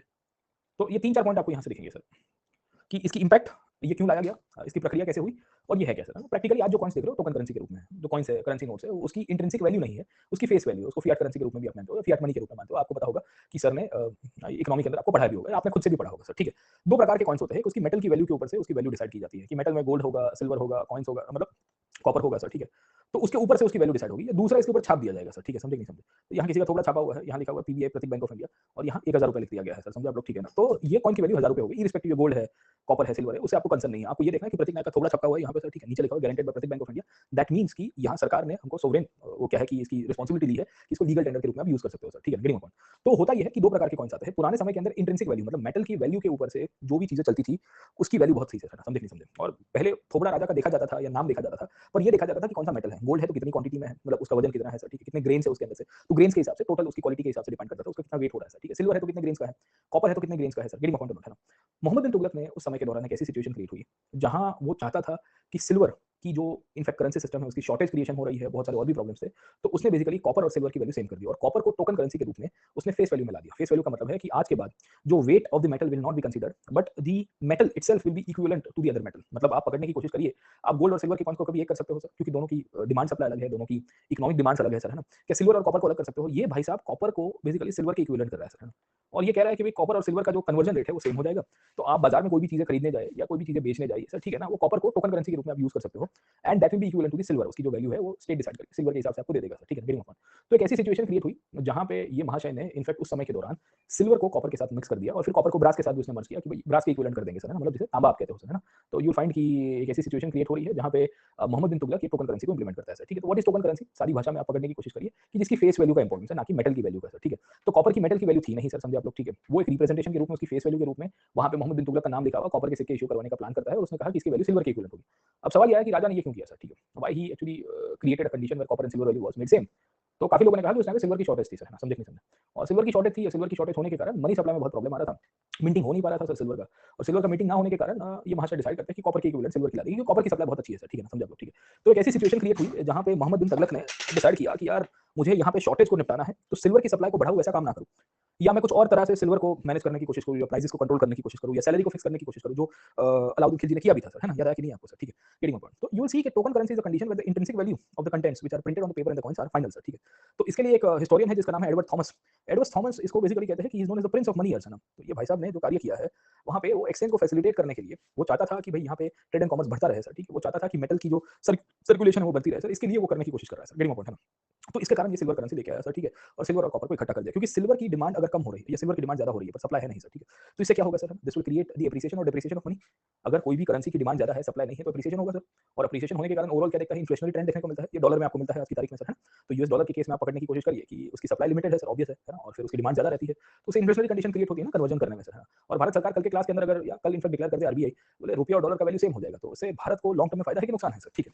सिंपल चीजें आप समझने की कोशिश करिए, इसको आप ये कॉपर सिल्वर के साथ मत देखिए सर, ठीक है ना। You see from the modern day economics, है ना, कि कॉपर और ये क्या है, रुपया और डॉलर का वैल्यू सेम कर दिया जाए सर, ठीक है। तो लॉन्ग टर्म में इंडिया को नुकसान है कि फायदा होगा सर, है ना। एंड वाई बेसिकली इंडिया को नुकसान होगा, क्योंकि बहुत सारे केसेस ऐसे होंगे जहां इंपोर्ट में तो हम चलो कुछ ना कुछ मैनेज कर पाएंगे, और एक्सपोर्ट्स में क्या होंगे। और अल्टीमेटली इंडिया का मनी का डिमांड उतना बाहर के मार्केट में है नहीं, तो इंडियन मनी डिप्रिशिएट होगा, जो इंडियन करेंसी है। और इंडियन करेंसी जितना डिप्रिशिएट होगा उतनी ही उसकी वैल्यू कम होती रहेगी, और जितनी वैल्यू कम होती रहेगी उसके बाद एक दिन ऐसी आएगी जहां हम लोग जिम्बाब्वे और क्या कहते हैं ये वेनेजुएला और वो कंडीशन के ऊपर पहुंच जाएंगे, पता भी नहीं चलेगा हमको सर, ठीक है, गेटिंग पॉइंट। तो this is one of the reasons की government does not publish more money even when the crisis takes place, है ना। जब जब आपको मोनेटाइज डेफिसिट को फुलफिल करना है या फिस्कल डेफिसिट को फुलफिल करना है by monetisation of money, that is not actually being advised, है ना, that is the last resort. जब भी आपके पास डेफिसिट है, पैसा अगर कम पड़ रहा है, तो कहीं और से बोरो कर लो, कहीं से भी पब्लिक से ले लो सर, है ना, but don't keep on printing the notes, है ना। So the moment you keep on printing the notes, there will be money supply, excess money supply will lead to a condition जहां deflationary trends शुरुआत हो जाएगी, या initially inflationary होगा फिर deflationary हो जाएगा सर, खैर। तो एक ऐसी सिचुएशन क्रिएट हो रही है जहाँ पे ये चाहता था कि कुछ तूफानी करे सर, और तूफानी करने का इंटेंशन ये था कि सिल्वर की शॉर्टेज हुआ करती थी, ऐसा बहुत लोगों ने लिखा है सर, ठीक है। दूसरा ये है कि ये एक्सपेरिमेंट पहले चाइना में और सेंट्रल एशिया में हो चुके थे सर, ठीक है, गेटिंग पॉइंट। तो चाइना में कुबलाई खान, मंगोल किंग्स हुआ करते थे, गजान खान जैसे लोग सर, ठीक है, जिनके द्वारा ये एक्सपेरिमेंट्स हुए थे और वहाँ थोड़ा ठीक चल रहा था। तो इसको थोड़ी बहुत चीजें नॉलेज में थी कि यार देखो वहाँ वो लोग कर रहे हैं, तो यहाँ पे क्यों नहीं किया जा सकता सर, ठीक है, गेटिंग पॉइंट। तो इससे ट्रेड एंड कॉमर्स बढ़ेगा, इसमें एक्सचेंज सिस्टम और बढ़ेगी, क्योंकि सिल्वर का सप्लाई आ नहीं रहा है, अगर कॉपर को सिल्वर के इक्विवेलेंट कर देंगे सर, ठीक है, तो this will create a situation जहाँ हम लोग के लिए बहुत फायदा मिलेगा सर, समझे आप लोग, ठीक है। अब ये चीज को सबसे पहले किसी ने लिखा है, तो बरानी ने लिखा था। एक्चुअली बरानी इसके कोर्ट में बैठा रहता था सर, सरकारी था वो था, तो कभी कभी इसको क्रिटिसाइज करता था पर ज्यादा नहीं जाता था, एक्सैजरेट ज्यादा करता था। तो बरानी ने ये लिखा है कि this was the financial stringency of the state, and आर्थिक रूप से लोग कमजोर हो गए थे क्योंकि सिल्वर की डिमांड बहुत ज्यादा थी, सप्लाई नहीं आ रहा था, इसके लिए सिल्वर कॉपर को इक्विवेलेंट करके उसने कॉइन्स को इशू करवा दिया सर, ठीक है। बट बरानी का इन्फ्लुएंस गलत है, क्यों गलत है उसके पीछे का कारण ये था कि जब जब कोई भी व्यक्ति सुल्तान के सामने टोकन करेंसी देता था, तो सुल्तान उसको सामने गोल्ड एंड सिल्वर से रिप्लेस करके देता था, ठीक है। अगर बेसिकली सुल्तान एक्सचेंज सिस्टम क्रिएट करवा रहा है कॉइन्स की, तो उसके पास सिल्वर की कमी नहीं थी सर, गेटिंग पॉइंट नॉट, है ना। तो हम लोग अभी देखेंगे थोड़ी देर के बाद कि sultan actually paid back the public in the gold and the silver coins whenever someone used to come for the exchange of the coins, है ना। तो अगर आपके पास सिल्वर की कमी होती तो आप एक्सचेंज करके देते नहीं, राज्य एक्सचेंज व्यवस्था के रूप में अगर देता नहीं सर, ठीक है। सो दैट मींस कि आपके पास उतनी भी कमी नहीं थी सिल्वर की सर, है ना, समझे नहीं समझे, there was not much of the shortage, है ना। तो शॉर्टेज था उसका मतलब ये नहीं था कि कंप्लीट शॉर्टेज और ऐसी कंडीशन आ गई थी जहां कुछ भी नहीं बचा आपके पास। आपके पास उस टाइम के अंदर बेसिकली सिल्वर की स्टैंडर्डाइजेशन हुआ करती थी, जो टंका कहते थे। इसने क्या किया, टंका के साथ एक और कॉइन्स इशू किए थे, आदा या अदाली कहते हैं उसको सर, ठीक है। और Adali were the initial silver coins जो इसने इशू किए थे, उसकी क्वालिटी थोड़ी कम कर दी थी सर, तो वो नॉर्मल टंका थे वो 175 ग्रेन्स के आते थे, इसने अदाली आधा कहते हैं, आधा बेसिकली उसका थोड़ा आधा करने की कोशिश की थी, यहाँ से फिर आधा शब्द आपको मिलेगा सर, ठीक है। वो कुछ 140 ग्रेन्स के आसपास करवा दिया था सर, ठीक है। तो इसका इंटेंशन ये था कि इसको कैसे भी करके इनफैक्ट है ना मैं सिस्टम को बदलने की कोशिश करूँ सर, इसके पास उतनी फाइनेंशियल कंडीशन खराब नहीं हुआ करती थी सर, ठीक है, गेटिंग पॉइंट। दो तीन लोगों ने अलग अलग कहानी बताई है। एक कहानी ये भी बोली गई है कि इसके पास पैसा बहुत था सर, क्योंकि इसको जब संपत्ति मिली है गयासुद्दीन बिन तुगलक के समय पे, तो तुगलक ने तो काफी सारा पैसा रिफिल किया था, और निजामुद्दीन औलिया से भी पैसा निकलवाया था, याद है कि नहीं आपको, है ना, नोबल्स को थोड़ा टाइट करके रखा था, फिर उसने जो करप्शन हो रहा था वो रुकवा दिया था सर, ठीक है, गेटिंग पॉइंट। तो he actually had a very well inherited treasury. तो जब राजा के पास इतनी सारी चीजें थी ऑलरेडी सर, ठीक है, तो why he actually decided to implement the token currency sir, है ना? तो टोकन करेंसी इंप्लीमेंट करने के पीछे का जो व्हाई का कारण है, उसमें अलग-अलग थियरी चलती है सर, ठीक है? समझे कि नहीं समझे? तो व्हाई में आप देखिए तो 3-4 कहानी आपको दिखेगी सर। एक थियरी ये कहती है कि he had already good treasury, उसके पास ट्रेजरी थोड़ी अच्छी हुआ करती थी, ऐसा नहीं था। There was actually no need, है ना? समझे कि नहीं समझे? दूसरी थियरी ये कहती है कि सिल्वर की शॉर्टेज हुआ करती थी और सिल्वर की शॉर्टेज होने के कारण ये बरानी की थियरी है सर, उसने इसके लिए सिल्वर को और कॉपर को इक्विवेलेंट करवाने का आदेश दे दिया कि भई चलो इसकी वैल्यू दोनों की सेम करते हैं, इससे ट्रेड एंड कॉमर्स बढ़ेगा और ट्रेड एंड कॉमर्स बढ़ेगा तो अल्टीमेटली मार्केट ऊपर आएगा and ultimately it will be beneficial for the state है। इसमें तीसरी कहानी ये भी है कि उसके जो वाइल्ड एम्स है ना, वाइल्ड एम्स, ये वाइल्ड एम्स तभी पॉसिबल हो पाएंगे जब वो बेसिकली अपनी आर्मी को कैश में सैलरी दे सर, ठीक है? अब ये अलाउद्दीन खिलजी को रिपीट नहीं करवाना चाहता था, ऐसे भी बहुत हिस्टोरियंस कहते हैं सर, ठीक है? क्योंकि खिलजी ने क्या किया था सर, है ना? प्राइसेस को फिक्स कर दिया था, याद है? सैलरी को फिक्स कर दिया था सर, ठीक है? तो प्राइसेस और सैलरी को फिक्स कर दिया था तो मनी सप्लाई जो है वो सर्कुलेट हो रहा था, है ना? इधर से आपकी सैलरी आई, आपने बाजार में जाके चीज़ों को खरीदा, वो पैसा सरकार के पास गया, फिर से सरकार ने आपको सैलरी के रूप में दिया सर, समझे नहीं समझे ना? तो आप कभी होटल में या आप जाओगे कुछ-कुछ जगह पे फाउंटेन्स होते हैं, आर्टिफिशियल फाउंटेन, उसमें जितना पानी डालते हो उतना ही रिसाइकल होके घूमता रहता है, छोटे-छोटे फाउंटेन्स मिलते हैं गिफ्ट शो पीस के रूप में सर, ठीक है? तो मैं कहीं एक गिफ्ट शॉप में गया था लास्ट वीक में सर, ठीक है ना? तो वो गिफ्ट शॉप में गया था तो उसने मुझे फाउंटेन दिखाया, मैं कुछ लेने गया था किसी के लिए सर, ठीक है? तो मैंने कहा कि ये क्या है? तो उसने कहा कि सर इलेक्ट्रिक फाउंटेन टाइप है, उसमें पहाड़ से पानी गिर रहा था ऐसे वाटरफॉल के रूप में और फिर नीचे से पाइप थी, वो पाइप से ऊपर चल रहा मोटर होती थी। मैंने बोला इसमें तो कितना पानी जाएगा? बोले नहीं सर आप 1 बोतल पानी डालो, पूरा दिन 1 बोतल ही चलता रहेगा सिवाय कि आपने धूप में रखा है इवैपोरेट हो जाए। मैंने बोला ये गजब का लाया हो गुरु सर, ठीक है। बोले डालते रहो यहाँ से पानी गिरेगा उसमें, फिर दिखाया लाइव एग्जांपल। मैंने बोला ये बढ़िया है सर, ठीक है। फिर मुझे खिलजी याद आ गया सर, समझे नहीं समझे? तो बोले यहाँ सैलरी दो, फिक्स सैलरी देनी है आपको सर, ठीक है। वो सैलरी से ₹50 की वो कोई सामान खरीदेगा, वो ₹50 की प्राइसेस फिक्स आपने करवा दी है, वो पैसा घूम के आपके पास आ जाएगा सर, ठीक है ना? तो इधर से गया, इधर से घुमाया, फिर घुमाया, फिर घुमाया सर, ठीक है। तो इसको भी ऐसे सपने थे, he could have done that, okay. पर he did not wanted to repeat what Khilji had done क्योंकि इसकी इंपैक्ट बहुत डिजास्टर्स रही थी, हमने देखी थी मार्केट के अंदर, है ना? प्राइस फिक्सेशन और सैलरी फिक्सेशन के कारण। तो इसको ऐसा था कि मेरे जो वाइल्ड एम्स है, वाइल्ड एम्स का मतलब है कि जो इंपीरियल कॉन्क्वेस्ट करना है, ये इंपीरियल कॉन्क्वेस्ट तभी कर पाऊंगा जब सेना-वेना खड़ी करके उनको पैसा-वैसा दूंगा सर, है ना? और पैसा देने के लिए मुझे एक्स्ट्रा करेंसी की आवश्यकता होगी, होगी कि नहीं होगी सर, ठीक है ना? तो मुझे जो सपना है वो सभी करना है सर, गेटिंग माय पॉइंट। तो he wanted to have the resources और आर्मी-वार्मी को लेके अपने जो वाइल्ड एम्स को जो कॉन्क्वेस्ट करना था, वो भी उसकी आवश्यकता थी सर, गेटिंग माय पॉइंट, है ना? तो ये भी कहानी बोली गई है। तो इसमें ना 3 कहानी आपको मिलेगी सर। पहली ट्रेजरी ऑलरेडी उसके पास हुआ करती थी। दूसरी कहानी बोली गई कि सिल्वर और कॉपर की और ट्रेजरी हुआ करती थी और वो फाइनेंशियल रिफॉर्म्स करना चाहता था। मतलब एक कहानी ये बोली गई है सर, ठीक है। सो वन व्यू इज़ कि he wanted to introduce financial reforms and उसकी ट्रेजरी ऑलरेडी फुल थी बट कुछ नया करना चाहता था। कुछ लोग होते हैं ना सर, बोले क्या कर रहा है? बोले आज को तूफानी कर दे, मेरे ऐसा बंदा बैठेगा देखिए, मैं तो जाऊँगा नहीं भविष्य में सर, ठीक है। पर जाऊँगा तो हर रोज़ ना जाऊँगा सब कुछ तो ठीक है। मज़ा आती है ना सर, 5 साल मिले हैं, आगे 10 साल खींचेंगे जितना होगा सर उतना सर। पर जितना मिला उसको मतलब रट के जिएँगे सर, ठीक है ना। तो कुछ नया-नया करते रहेंगे है ना, प्रोटेस्ट करवाएँगे, ये करवाएँगे, वो करवाएँगे सर, ठीक है। मतलब मज़ा है ना सर, ठीक है। वही उसी को शासन कहते हैं ना सर, ऐसे थोड़ी कहते हैं सर, खैर। तो कहानी ये है कि पैसा उसके पास था but he wanted to do some kind of reforms, एक कहानी ये थी। बरानी की स्टोरी इसमें सबसे एक्यूरेट थी क्योंकि बरानी ने उस टाइम पे बताया था कि भाई देखिए यहाँ चांदी की कमी पड़ गई थी, शॉर्टेज पड़ गई थी, इसके लिए लेके आया सर, ठीक है। तीसरी फरिश्ता ने बताई थी। अब देखिए फरिश्ता की थियरी में प्रॉब्लम क्या है कि फरिश्ता 17th सेंचुरी में किताब लिख रहा है इंडिया में इस्लामिक कन्क्वेस्ट के ऊपर। He did not belong to the court of Mohammad bin Tughlaq, है ना, जैसे बरानी खुद बैठता था। बरानी कंटेम्परेरी था, सबसे ज्यादा उसी के साथ रहा है 25 साल से, ठीक है। इतना तो खिलजी के साथ नहीं रहा बरानी से, ठीक है। तो कहानी ये है कि बरानी ये बहुत क्लियर कट लिखता है कि भाई यहाँ शॉर्टेज की कंडीशन हुआ करती थी, इसके कारण ये किया होगा सर उसने सर, ठीक है। फरिश्ता लिखता है कि उसके टेरिटोरियल कन्क्वेस्ट के कारण वो प्राइस फिक्सेशन और कमोडिटी क्या कहते हैं सैलरी फिक्सेशन में नहीं मानता था। वो प्राइस फिक्सेशन और सैलरी फिक्सेशन में नहीं मानता था तो उसके पास एक ही ऑप्शन था कि सप्लाई बढ़ाते रहो, जब जब जरूरत पड़ेगी सप्लाई बढ़ाते रहेंगे, जितना सप्लाई बढ़ाएंगे उतनी आर्मी खुश रहेगी, मेरा साम्राज्य विस्तार हो जाएगा सर। गेटिंग पॉइंट समझे कि नहीं समझे, है ना? तो इसमें ये भी कहानी है। अब इसमें से 3 आपके हाइपोथेसिस निकल के आए, ये 3 में से कौन सा करेक्ट है सर, ठीक है। करेक्ट है वो सिल्वर शॉर्टेज की कांसेप्ट करेक्ट है सर। बरानी वाला थियरी सबसे ज्यादा एक्यूरेट आपको जाएगा, क्यों जाएगा उसके पीछे की कहानी मैं बता रहा हूँ सर, ठीक है। Silver at that time was the most important metal of the era. Silver जैसे एंशिएंट इंडिया में गोल्ड था up till the Gupta period, gold was the most important metal at that time, ना मौर्यन, पोस्ट मौर्यन एंड गुप्ता, इन सब period में gold gold gold ही चल रहा है sir, ठीक है। 800-900 साल तक। वैसे ही अर्ली मिडिवल के बाद आप देखोगे सिल्वर की इंपोर्टेंस बढ़ेगी। Silver was the most precious and we can say the metal which was widely acceptable even in the foreign trade as well. तो गोल्ड चालू था, गोल्ड की तो अपनी वैल्यू रही, आज की तारीख में भी रहती है सर, ठीक है ना। गोल्ड की वैल्यू कम नहीं होगी सर, ठीक है। पर गोल्ड में आप डेली ट्रांजैक्शन शायद ना करो सर। उस टाइम पे सिल्वर में डेली ट्रांजैक्शन हो रहे थे और सिल्वर की कमी थी, वो चीज़ इनफैक्ट कंटेम्परेरी और भी बहुत सारे एविडेंसेस हमको यहाँ से मिल जाएंगे सर, गेटिंग माय पॉइंट, है ना। तो प्रॉब्लम ये हो रहा है कि सिल्वर उस टाइम पे थोड़ा शॉर्टेज में था। वो शॉर्टेज में होने के कारण आप समझने की कोशिश करिए कि वहां से ट्रेड एंड कॉमर्स चल रहा था। सिल्वर के कॉइन से ही एक्सचेंज चल रहे थे sir, getting point on. Alauddin Khilji ने जिस तरह से कैश में सैलरी देने की शुरुआत की थी, वो कैश में सैलरी देने की शुरुआत ये भी कंटिन्यू करना चाहता था। He wanted to continue sir, है ना, क्योंकि वो कॉन्क्वेस्ट बनक्वेस्ट करना है सर, ठीक है। उसको ये भी पता है कि he can not repeat the fixation of prices and fixing the salary क्योंकि this might create a negative effect on the economy and the moral of the forces as well sir, ठीक है।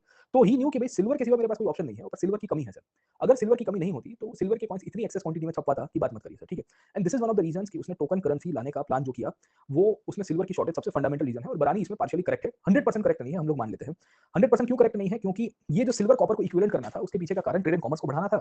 उसके पीछे का कारण ये था कि वो अपने आर्मी और नोबल्स को पैसा दे पाए सर, और प्राइसेस को फिक्सेशन करने का उसका कोई इंटेंशन नहीं था सर, ठीक है। तो इन 3 बेसिस के ऊपर से when we see the shortage of silver can be considered as a reality, but वो बेसिकली उसका जो इंटेंशन था इंप्लीमेंटेशन का कुछ अलग था। वो शॉर्टेज ऑफ सिल्वर से ये प्रूव नहीं करवाना चाहता था कि मैं कॉपर से उसको रिप्लेस करूंगा। नहीं, उसकी लॉन्ग टर्म का प्लान ये था कि भाई वो खिलजी ने जो गलतियां की वो ना करूं, मैं ट्रेड एंड कॉमर्स को फैसिलिटेट कर पाऊं, है ना, क्योंकि जितना करेंसी सप्लाई बढ़ेगा उतना ट्रेड एंड कॉमर्स का फैसिलिटेशन होगा सर। हाँ, आप सोल्जर्स को सैलरी दोगे अच्छी तरह से कॉपर के रूप में, जीतल्स के रूप में, उसको जीतल कहते हैं ना कॉपर के कॉइन को। तो जीतल के कॉइन्स को हम लोग फैसिलिटेट करके देंगे तो इससे तो अल्टीमेटली फिर आवाम को ही फायदा है ना सर। तो इसकी इंटेंशन ये थे कि इससे मैं वेलफेयर स्टेट क्रिएट करूंगा, इससे मैं एक ऐसी सिचुएशन क्रिएट करूंगा जहां पे मैं अपनी इकोनॉमी को रिवाइव कर पाऊंगा और थोड़ी अपनी फाइनेंशियल कंडीशन भी इंप्रूव करूंगा क्योंकि मुझे टैक्सेस भी मिलेंगे ना वापस सर। तो एक ऐसी सिचुएशन थी जहां उसको पता है कि स्कैरसिटी हो रही है, पर ये स्कैरसिटी को टैकल करने के पीछे का इंटेंशन ये नहीं था कि कल से सिल्वर और कॉपर इक्विवेलेंट कर दो। No, he had a vision in his mind of why silver and copper should be equivalent sir. Point समझ में आ रहा है कि नहीं आ रहा आपको सर, ठीक है। आप ये मत देखिए कि उसने सिल्वर और कॉपर की वैल्यू सेम कर दी, आप ये देखिए कि उसने क्यों सिल्वर और कॉपर की वैल्यू सेम की और उसके पीछे का कारण क्या बताया गया है, और ये कारण बरानी जो बता रहा था उससे थोड़ा अलग है। समझ में आ रहा है कि नहीं आ रहा आपको? और इसी के कारण राजा खुद एक फैसिलिटेटर और एक्सचेंज के मीडियम के रूप में आया। जब किसी ने कहा कि सर हमको सिक्के एक्सचेंज करवाने, राजा कहता है रुको मैं करके देता हूँ। मेरे पास स्टेट की ट्रेजरी है, मैं आपको सिक्के एक्सचेंज करके देता हूँ। अगर उसको कल उठ के खाली मार्केट में नॉर्मली सिल्वर कॉपर को इक्विवेलेंट करना तो कुछ भी कर सकता था ना, ही could have done anything sir. उसने वो नहीं किया। ही मेड श्योर कि भाई नहीं, मैं दोनों को एक्सचेंज के मीडियम के रूप में काम करूंगा। और ये भी उसने ग्रेजुअली इंप्लीमेंट किया, रातों रात नहीं किया। ये problem of scarcity of coins जो हो रहा है, स्कैरसिटी ऑफ मेटल जो हो रहा था और ट्रेड एंड कॉमर्स को इफेक्ट हो रहा था। देखिए ट्रेड एंड कॉमर्स उस टाइम पे बहुत नंबर 1 चल रहा है सर। अलाउद्दीन खिलजी ने पॉलिटिकल स्टेबिलिटी देने के कारण आप देखोगे तो अर्बनाइजेशन होने की शुरुआत हो गई है। इसी पीरियड के अंदर गैरिसन्स बनने शुरू हो गए थे और एक अच्छी खासी रेवेन्यू सिस्टम भी डेवलप हो गई थी सर। तो राजा को पता है कि I need to materialise on this, है ना, I can not go back to the old times, है ना, या पुराने सिस्टम को फिर से लागू करवा के वो जो चल रहा है या जो बन रहा है उसको तोड़ दिया जाए सर, ठीक है। तो राजा उसके ऊपर बैंक करना चाहता था और बैंक तभी कर पाएगा जब उसके पास मनी सप्लाई होगा सर, ठीक है। और मनी सप्लाई में फिर कॉपर की ही मनी सप्लाई पॉसिबल थी, बट उसके बावजूद भी राजा ने प्रयत्न किए सर, ठीक। पहले उसने सिल्वर और गोल्ड की वैल्यू को बदल दिया। द फर्स्ट फेज में उसने कहा कि भाई चलिए एक काम करते हैं, सिल्वर और गोल्ड का जो कन्वर्जन रेट है उसको मैं बदल देता हूँ। तो पहला 1:10 था। एक गोल्ड कॉइन देते थे तो 10 सिल्वर के आते थे। उसने 1:7 करवा दिया सर, है ना? क्योंकि उसको ऐसा था कि भाई सिल्वर गोल्ड से अगर काम कर पाए तो ज़्यादा ठीक रहेगा सर। गेटिंग माय पॉइंट, समझे? उसके बाद दूसरा भाई साहब यहाँ पे डिसाइड कर रहा है कि मैं गोल्ड के कॉइन्स को जो वेट है वो बेसिकली मैं बढ़ा देता हूँ सो दैट लोग गोल्ड के कॉइन्स कम यूज़ करें और सिल्वर का कॉइन जो है उसका वेट कम कर देता हूँ सर। गेटिंग माय पॉइंट, है ना? तो उसने क्या किया कि नॉर्मली जो सिल्वर के कॉइन्स आते थे टंका सर, है ना? उसका जो स्टैंडर्ड था वो बदल दिया। उसने ना अदाल करके मैंने आपको बताया सर, है ना? कॉइन्स इश्यू करवाए सर 144 ग्रेन्स की उसकी वेट हुआ करती थी। उसने कहा कि भाई देखो ये lower quality of silver coins है, अगर इससे काम चलेगा तो भी चल पाएगा सर, ठीक है? क्योंकि अल्टीमेटली सिल्वर की वैल्यू हुआ करती थी। तो अगर आप उसका वेट कम कर रहे हो तो सप्लाई बढ़ेगा कि नहीं बढ़ेगा सिल्वर के कॉइन्स का? पहले एक कॉइन्स में 200 ग्राम जाता था, अब 150 ग्राम जा रहा है, 140 ग्राम जा रहा है। एक कॉइन के ऊपर आप 50 ग्राम सेव कर रहे हो। अगर 50-50 ग्राम एक कॉइन के ऊपर सेव कर रहे हो, दैट मीन्स अगर आप 4 कॉइन के ऊपर सेव करोगे, एक नया सिक्का मार्केट में आ जाएगा, है ना? This is how the economy works ना सर। आपकी फेस वैल्यू की जो सिस्टम है उसके बेसिस के ऊपर से समझे नहीं समझे? तो you need to see the greater picture. आपको ये समझने की आवश्यकता है कि वो धीरे-धीरे कर रहा है सर। वो सिल्वर गोल्ड को पहले मैनिपुलेट कर रहा था, फिर गोल्ड के कॉइन्स को उसका वेट बढ़ा दिया, सिल्वर का कम करवा दिया सर, है ना? समझे? अलाउद्दीन खिलजी के समय से हुआ था, फिर मोहम्मद तुगलक ज़्यादा कर रहा है। तभी भी वो देख रहा है कि यार सिल्वर की जो शॉर्टेज है वो नहीं हो रही है या फुलफिल नहीं हो रही है। वेट कम कर दिया उसे, स्टैंडर्डाइजेशन करने की आवश्यकता की थी थोड़ी बहुत, उसका वेट कम करवा दिया, बोले चलो इसको सप्लाई में लाओ सिल्वर की। बट तो भी सिल्वर का कंपनसेशन पूरा नहीं हो पा रहा क्योंकि सिल्वर की डिमांड ही उतनी थी। सैलरी से लेके सब कुछ सिल्वर में जा रहा है सर, व्यापार सिल्वर में हो रहा है, व्यापारी बाहर से आ रहे थे, उस टाइम पे फॉरेन ट्रेड हो रहा था। अब जो जितने भी फॉरेन ट्रेड हो रहे थे व्यापारी वो गोल्ड और सिल्वर से ही काम करते थे, वो कॉपर के ऊपर काम करते नहीं थे सर, ठीक है। तो उसने डिसाइड किया कि चलिए भाई let me experiment with this as well sir, ठीक है। तो अगर पगला राजा होता ना तो एक स्ट्रोक में समझ में आया कि नहीं आया। लोग कहते हैं ना कि ये पागल है सर, है ना, उसने एक स्ट्रोक में सब कुछ कर दिया। नो, ही एक्चुअली प्लेड वेल। उसने ध्यान रखा कि पहले करेंसी सिस्टम को ऊपर की बड़ी मेटल्स को मैनिपुलेट करते हैं, नहीं हो पाया। उसके बाद उसने सिल्वर की वेट्स को थोड़ा कम करवा दिया, कॉइन्स की जो सप्लाई थी, तो बोले चलो एक कॉइन के ऊपर 30 40 50 ग्राम बच रहा है, तो कहीं और उसको कंपनसेट करवा देंगे सर, गेटिंग माय पॉइंट और नॉट। जब जाके तीसरी बार उसने देखा कि यार कंपनसेशन दूर ही नहीं हो रहा है और जितनी सप्लाई होनी चाहिए सिल्वर की नहीं हो पा रही है। सिल्वर कहीं से तो ला नहीं पाएगा सर, है ना? भारत में सिल्वर की सप्लाई लिमिटेड हुआ करती थी उस टाइम पे, गोल्ड की भी लिमिटेड थी सर, है ना? साउथ इंडिया में पूरी तरह से कैप्चर हुआ नहीं है। दौलताबाद पहुंचा है पर दौलताबाद के ऊपर प्रभाव तो उतना डाल नहीं पाया है सर, ठीक है। ऊपर से तो वहां से जाके वापस आया था, तो उसका खर्चा पानी भी निकालना था सर, हाँ, दिल्ली से दौलताबाद, दौलताबाद से दिल्ली सर, ठीक है। तो वो भी करना था, तो फिर कोई ऑप्शन नहीं था। तो because he had no option, he decided to go at par the copper and the silver. तो सिल्वर को कॉपर के एट पार करवा दिया गया। भाई चलो भाई जीतर और टंका दोनों इक्विवेलेंट हो गए। पहले एक टंके के अंदर से 10 केले आते थे सर, अब एक जीतर में भी 10 केले मिल जाएंगे आपको। गेटिंग माय पॉइंट, समझे नहीं समझे, है ना? तो यू विल फाइंड कि ही created a new chapter into the history of coinage in India sir. Bharat की जो पूरी की पूरी कॉइनेज हिस्ट्री रही है, न्यूमिस्मेटिक्स की हिस्ट्री, उसने एक नई पद्धति की शुरुआत कर दी महाशय ने और इसके बेसिस के ऊपर टोकन करेंसी ने इंप्लीमेंट किया। अब आपको भी बताया, हमको भी बताया सर, ठीक है, कि टोकन करेंसी फेल हो जाती है सर और इतनी बुरी तरह से फेल होती है कि बात मत करिए सर, ठीक है। ये 1 डेढ़ साल तक एक्सपेरिमेंट चलता है, 1328-29 में शुरू होता है, 1330 तक आते-आते तो सुल्तान ने इसको फिर ऑर्डर निकाला, बोले कल से सब कुछ बंद सर, समझे नहीं समझे? नो डिजिटल वैल्यू और no digital currency will be accepted as a part of the economy, trade and commerce, है ना? तो फिर अभी खाली फिर से टंका ही चलेगा सर, तो यू नो दैट ना कि आज रात से 12 बजे से सबके सब कॉइन्स बंद कर देंगे सर, समझे आप लोग, ठीक है। तो वो आदेश भाई साहब ने निकाल दिया फिर आखिर में सर, ठीक है, गेटिंग माय पॉइंट। ये क्यों निकाला था? उसके पीछे का कारण था कि उसने जो टंका और जितल को इक्विवेलेंट किया है, ये टंका जितल के इक्विवेलेंट के चक्कर में सर पूरी मार्केट की 1 2 3 हो जाती है सर, और 1 2 3 नहीं 4 5 6 7 8 9 10 11 12 13 हो गया सर, ठीक है। तो इतनी खराब सिचुएशन क्रिएट हुई थी जहां लोगों ने मैनिपुलेशन करना शुरू कर दी, लोगों ने फॉर्जरी करना शुरू कर दिया। तो राजा के खजाने में जो सिक्के बनते थे उससे अव्वल दर्जे के सिक्के लोग घर पे बनाते थे सर, क्योंकि यहाँ एक से एक उस्ताद लोग बैठे हुए थे। ये बढ़िया है गुरु सर, बोले ऐसा कैसा कितना बनाना है? बोले 100 सिक्के बनाना है। बोले कल आ जाओ बना के दे देंगे सर, ठीक है। और लोग अपने ही दम के ऊपर बाजारों में खरीदना शुरू कर देते। तो राजा को समझ में नहीं आया कि यार मैंने तो तिजोरी में इतने पैसे छपवाए नहीं थे, सिक्के छपवाए नहीं थे, इतनी मार्केट में डिमांड कैसे क्रिएट होगी? और आपको भी पता है कि जब मनी सप्लाई एक्सेस होता है तो this will create an inflationary situation. और ये तो फेक करेंसी थी, सारी भाषा में आप पकड़ने की कोशिश करें, this was actually a fake currency. तो दिल्ली में तो इनफैक्ट यही कंडीशन थी कि हर एक घर में मिंटिंग होना शुरू हो गया। तो बरानी लिखता है कि हिंदू और इवन मुसलमान सबके घर में मिंटिंग हो रहा है सर, गेटिंग माय पॉइंट। तो यहाँ एक ऐसी सिचुएशन क्रिएट हुई कि जहाँ पे ये महाशय ने ब्रॉन्ज के कॉइन्स को एक लीगल टेंडर के रूप में बनाया सर, ठीक है ना? ब्रॉन्ज और कॉपर मतलब जिसे हम लोग जीतल कहते हैं सर, ठीक है। और जीतल को बेसिकली सिल्वर कॉइन्स के साथ एट पार बनवा दिया सर, ठीक है। और उसके बाद देखिए फिर हंगामा शुरू हुआ। अब आप देखिए कि लोग क्या कर रहे हैं सर, ठीक है, और इसकी इम्पैक्ट क्या रहती है, गेटिंग माय पॉइंट। अब महाशय ने प्लान तो बहुत बढ़िया किया था, बोले आज से इनफैक्ट सिल्वर और कॉपर सब सेम, पर प्लान होता है तो एग्जीक्यूशन भी दिमाग में होना चाहिए, लोगों को कॉन्फिडेंस में लेना चाहिए। आपको ये ध्यान रखना चाहिए कि भाई लोग यहाँ पे ठीक-ठाक उसको फॉलो करें सर, ठीक है। राजा ने जीतल की स्टैंडर्डाइजेशन नहीं की जितनी सिल्वर की स्टैंडर्डाइजेशन की थी। हमने बताया कि टंका में उसने थोड़ी बहुत स्टैंडर्डाइजेशन लाने की कोशिश की थी, वैसे जीतल में कोई स्टैंडर्डाइजेशन नहीं किया। ही did not give the definition of what one जीतल वाज ऑल अबाउट। एक जीतल मतलब एक कॉपर का कॉइन, उसका वेट, उसकी क्वालिटी और क्वांटिटी क्या है, कुछ नहीं। खाली उसके ऊपर एक सिंबल होता था राजा का थोड़ा, या राजा की कहानी लिखी जाती थी, राजा का नाम लिखा जाता था, जैसे यहाँ पे लिखा गया है sir, that's it. He did not took any major of monopolising the coins, मतलब कॉइन्स बनाने की जो सत्ता है राजा के पास होनी चाहिए, उसने वो आदेश नहीं निकाला।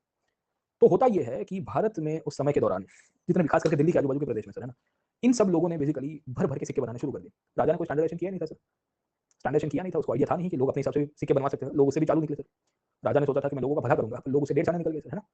बोले तुम 4,000 से ज़्यादा एक्सचेंज नहीं करवा सकते। बोले कोई बात नहीं है ना, सबके खाते में 4,000 रुपए डाल देंगे, 50,000 रुपए डाल देंगे ना, घर के नौकर, घर का वॉचमैन, चौकीदार, माली, सबके खाते में पैसे डलवाए। यू नो दैट ना what happened on 8 November 2016, after 8 November 2016 for next 2 months है ना। How people manipulated, how bankers manipulated sir, है ना। आपने प्लान तो बहुत बढ़िया किया था sir, the planning was absolutely great, है ना। आइडिया तो आपका बहुत बढ़िया था, प्लान नहीं, आइडिया तो बहुत बढ़िया था। आइडिया वाज ग्रेट कि you wanted to stop the forging of currency and terrorism and all this things in a state. But what happened sir, आपने जिनकी बदौलत ये पूरे सिस्टम को इनफैक्ट है ना इंप्लीमेंट करवाया था, वो सिस्टम करप्ट निकली ना। बैंकर लोग करप्ट निकले। आप देखो उस टाइम पे 2-3 प्राइवेट बैंकों के मैनेजर को अरेस्ट करवाया गया, फिर फॉर्जिंग कर रहे थे उस टाइम पे, न्यूज़ में बहुत था sir, not taking the names of that. But you know that ना कि क्या होता है, लोगों ने अल्टरनेटिव निकाला, ब्लैक का व्हाइट, व्हाइट का ब्लैक, कन्वर्जन रेट चल रहे बाजार के अंदर। तो ये उस टाइम पे भी यही हुआ सर, क्योंकि आपके पास आइडिया था पर एग्जीक्यूशन तो क्लियर नहीं था ना। राजा ने मिंटिंग को मोनोपोलाइज नहीं किया। बट आप ऐसे कह रहे हो कि बहुत विजनरी लीडर है मोहम्मद बिन सुल्तान, तो कम से कम मिंटिंग को मोनोपोलाइज करना चाहिए ना, कि भाई ये सिक्के खाली राजा इशू करवा पाएगा, आवाम को इशू करवाने की कोई अधिकार नहीं है। अगर आप स्टेट को इफेक्टिवली करना चाहते हो, कंट्रोल करना चाहते हो, तो how can you allow the private minting of coins. समझ में आया कि नहीं आया सर, ठीक है। आप मिंटिंग को मतलब कॉइन्स को बनाने की जो पूरी इंडस्ट्री है वो खाली राजा के हाथ में होनी चाहिए। आज की तारीख में प्रजा को अलाउ किया जाता है कि आप खुद की नोट छाप के बाजार में आके सर्कुलेशन करवा दीजिए सर। हाँ, दैट्स वेरी क्लियर कट ना। दूसरे दिन आप पकड़िए क्या हो जाएगा सर, ठीक है। हाँ, you try to do that, तो फॉर्जरी एंड ये सब के केस में 420 और 3-4 बड़ी-बड़ी कलमें लगेगी सर, है ना। काउंटरफीटिंग ऑफ करेंसी और ये वो सर, है ना, इंक्लूडिंग राजद्रोह भी लग जाएगा आपके ऊपर सर, ठीक है। You are actually fighting war against the state. 124 ही आपके ऊपर लगेगा। आप फॉर्जिंग नहीं कर रहे हो ना सर, आप अल्टीमेटली इंडिया को क्रिपल करने की कोशिश कर रहे हो पूरी तरह से सर, ठीक है। तो दैट्स द रियलिटी सर। आज भी अलाउ नहीं कर रहे। आज नहीं कर रहे, उसके पीछे का कारण ये है, एक स्टेट में 2-2 कॉइन्स कैसे इश्यू करवा सकते हैं, 2 करेंसी कैसे चल सकती है सर। क्रिप्टो को लेके भी यही तो प्रॉब्लम है ना। क्रिप्टो का कोई सोवरेन है नहीं सर, और क्रिप्टो को अगर सर्कुलेशन में 100% अलाउ करेंगे, जो बाकी सारे स्टेट कर रहे हैं, तो इंडिया को और इफेक्ट करेगा। किसी को फायदा किया उसका मतलब ये नहीं कि इंडिया को भी फायदा कराएगा। You need to see this, है ना। बोलते फलाने देश में क्रिप्टो, पर उसकी इकोनॉमी अलग है, उसकी सोशल कंडीशन है, उसकी पॉलिटिकल कंडीशन अलग है, उसको जियोपॉलिटिकल कोई प्रॉब्लम नहीं, उसके बाजू में 2 नालायक देश नहीं बैठे हुए जो उसके ऊपर कंटिन्यूअसली आंख मंडरा रहे बैठे हुए, ठीक है। सिंपल है ना sir, you need to accept this. एक दिन यहाँ गुजरात में एक्चुअली ये सब कैपिटलिस्ट माइंडसेट के लोग हैं ना। तो अभी ये दिवाली पे मैं बता रहा था, तो एक हमारे रिलेटिव वो मावा खाता है, यू नो दिस, सुपारी और वो अंदर तम्बाकू वम्बाकू डाल के चुंगा लगा के यूँ घिस रहा है सर, तो यूँ लगा। बोला सरकार बोगस है। बोला क्या हो गया था आपको? क्रिप्टो विप्टो बटू अलाउ करना खुद मैं कहा अपन जागीर से बटू अलाउ करूँ, ठीक है ना। देखिए उसको लीगलाइज करने के पीछे के एक प्रोसेस होगा sir. Source of money, source of wealth आप कहाँ से बाय कर रहे हो वो जानने की आवश्यकता है, जो अभी तक नहीं हो पा रही है, ठीक है। उसके पीछे हमको पता है कि इतने सारे डिस्ट्रप्टिव फोर्सेस बैठे हुए हैं जो इंडिया को इकोनॉमिकली और फाइनेंशियली डिस्टेबलाइज करेंगे सर, है ना। वरना सरकार को भी पैसा आ रहा है सर क्रिप्टो ट्रेडिंग से, आ रहा है कि नहीं आ रहा है, यू नो दिस ना। सरकार क्यों इतनी रेवेन्यू लॉस करेगी सर? सरकार कह रही है बोले रेवेन्यू लॉस होगा तो होने दो टाइम बिंग, पर जब तक एक सिस्टम सेटल नहीं होगी तब तक नहीं स्वीकारेगी भारत। आज नहीं तो कल स्वीकारे भी सही। In the next 5-10 years we will have a proper system of channelization, ये क्रिप्टो और ये सब को फिर करेंगे सर, डिजिटल करेंसी में भी जाएंगे सर, ठीक है। पर ये डिसेंट्रलाइजेशन के मॉडल के बेसिस के ऊपर से इसमें तो कितना ब्लैक मनी घूमेगा क्या पता सर, है ना। टेरर फाइनेंसिंग हो जाएगा, किसको पता है। हाँ, लोग क्रिप्टो में ट्रेडिंग करके पैसा ट्रांसफर करवाएंगे sir, you never know that ना, कोई कंट्रोल करने वाला है ही नहीं सर। तो आपको ये आइडिया रहना चाहिए कि इसकी जो पूरी की पूरी सिस्टम है, इसमें यही प्रॉब्लम था कि स्टेट कंट्रोल नहीं था। मैं स्टेट कंट्रोल क्यों बता रहा हूँ, क्योंकि state control over economy is very much necessary. And when it comes to very important commodity, जहाँ पे आप एक्सचेंज मीडियम के रूप में जो कॉइन्स इश्यू करवा रहे हो वो कोई और प्राइवेटली पब्लिश करवा रहा है, तो मतलब क्या है सर। नहीं राजा ने स्टैंडर्डाइजेशन किया था, there was no standardization as well sir, ठीक है, गेटिंग अपॉइंट। तो होता ये है कि राजा ने स्टैंडर्डाइजेशन कॉइन्स का किया नहीं था कि ब्रॉन्ज की वैल्यू जो है कॉपर के अंदर और उसमें थोड़ा बहुत दूसरे और अलॉयज मिक्स होते थे, उसका एक फिक्सेशन नहीं किया था सर। और फिक्सेशन नहीं करने के कारण एनीवन कुड काउंटरफीट दैट। घर पे बैठे-बैठे लोग काउंटरफीट करवा रहे थे। ना ही इसके ऊपर सोवरेनिटी के सिंबल्स की एक स्टेटस हुआ करती थी फिक्सेशन के रूप में। तो लोगों ने अपने घर के बर्तन गलवा दिए। ये जाते थे सोनार के पास या लोहार के पास। लोहार को कहते थे कि ये बर्तन को पिघला दो। लोहार बोलता है क्यों? बोले लिक्विड मेटल लेके जाएंगे घर पे, उसमें से फिर वो आपको पता है कि स्क्विड गेम्स करेंगे सर, है ना। एक मोल्ड बनाएंगे, मोल्ड के अंदर से फिर कॉइन्स निकाल देंगे सर, समझे आप लोग, ठीक है। Getting a point, you know this ना। समझे कि नहीं समझे? तो यू विल फाइंड कि लोग अपने बर्तन को गलवाते हैं। They will actually melt down their utensils at home, उसको घर से कॉइन्स में कन्वर्ट करवा दी। दूसरे दिन दादी माँ बोलती थी, बोले कल यहाँ पे थाली वाली, एक्चुअली पुराने घरों में आपने देखो कॉपर के वेसल्स को ये क्या कहते हैं, एक शेल्फ के ऊपर रखा जाता था। मेरे पुराने घर पे, मेरे गाँव के घर में था सर। और वो कॉपर के बर्तन यूँ लाइन में रखे जाते थे शेल्फ के ऊपर, थाली, गिलास, फिर चम्मच होती थी, फिर कटोरी होती थी, 1-2 पतीली होती थी सर, ठीक है। और यूँ लाइन में, और every Diwali it used to go come down, मतलब वो शेल्फ से नीचे आते थे। हम पूरे साल लपलपाए रहते थे, बोले कब नीचे उतरेगा सर। उसमें खाने की मजा अलग होती थी सर, ठीक। वो साल में 1-2 दफा नीचे आते थे सर, है ना, बर्तन को, मतलब नीचे आते मतलब हम लेके आते थे टेबल के ऊपर चढ़ के सर, ठीक है। पैर तो आते नहीं उसके। नॉर्मल दिन में नहीं, अगर कोई मेहमान आ रहा है, गेस्ट आ रहा है, तो उस दिन वो बर्तन नीचे उतरते थे सर, ठीक है। पर ऊपर सजा के रखते थे। मैं छोटा था, I never, I always used to see दादी आने ऊपर केम रखी नहीं अडवानो उतारी ना हो मरा थाली तब मम्मी के भी थाली मापे ओके। पुराने लोगों की अलग ही मानसिकता सर, ठीक। पर कॉपर वाज कंसीडर्ड एज अभी भी स्टिल सर, है ना, कॉपर में और उसमें लोग ब्रॉन्ज तांबे में खाते हैं सर, ठीक है। अलग ही कहानी आपको मिलेगी सर। लोगों ने वो पिघला दिया सर, है ना, भर-भर के पिघला दिया, क्योंकि इसमें कोई प्रॉब्लम ही नहीं था। अब आप समझने की कोशिश करिए, जब आपके पास एक्सेस करेंसी आ गई है बाजार के अंदर, एक्सेस करेंसी का मतलब है कि सब लोग घर में ही सिक्के बनाने की शुरुआत कर रहे हैं, यूटेंसिल्स को कॉइन्स में कन्वर्ट करवा रहे हैं, तो फिर क्या होगा सर, ठीक है। राजा को जो टैक्स देना था वो भी घर के पैसे से टैक्स दिया। राजा ने कहा कल 100 रुपए देना है सबको। सर कोई बात नहीं, 2-4 ग्लास पड़े हैं, ग्लास को पिघला देते, कल दे देंगे आपको, ठीक है। तो कहानी खत्म हो गई। लोगों को घोड़े खरीदने थे, बोले घुड़सवार, बोले इधर हाँ, बोले कितने का, बोले 1000 रुपए का, बोले तुमको 1200 देगा, चल इधर दे दे सर, ठीक है। घर की सिक्के है ना सर, ठीक है। हथियार खरीदने, तलवार खरीदने, तुम बोलो सर, है ना, समझे नहीं समझे। तो भाई एक्सेस मनी सप्लाई के कारण जिसके पास कॉपर की सप्लाई थी ना, वो माला माल हो गया रातों रात। और राजा एक्सचेंज करके दे रहा था उस टाइम पे, राजा एक्सचेंज करके दे रहा था, बोले तुमको सिल्वर की कमी ना हो कुछ चीजें खरीदने के लिए, तो आप हमारे लिए कॉपर के कॉइन्स लेके आओ, हम आपको सिल्वर सामने दे देंगे।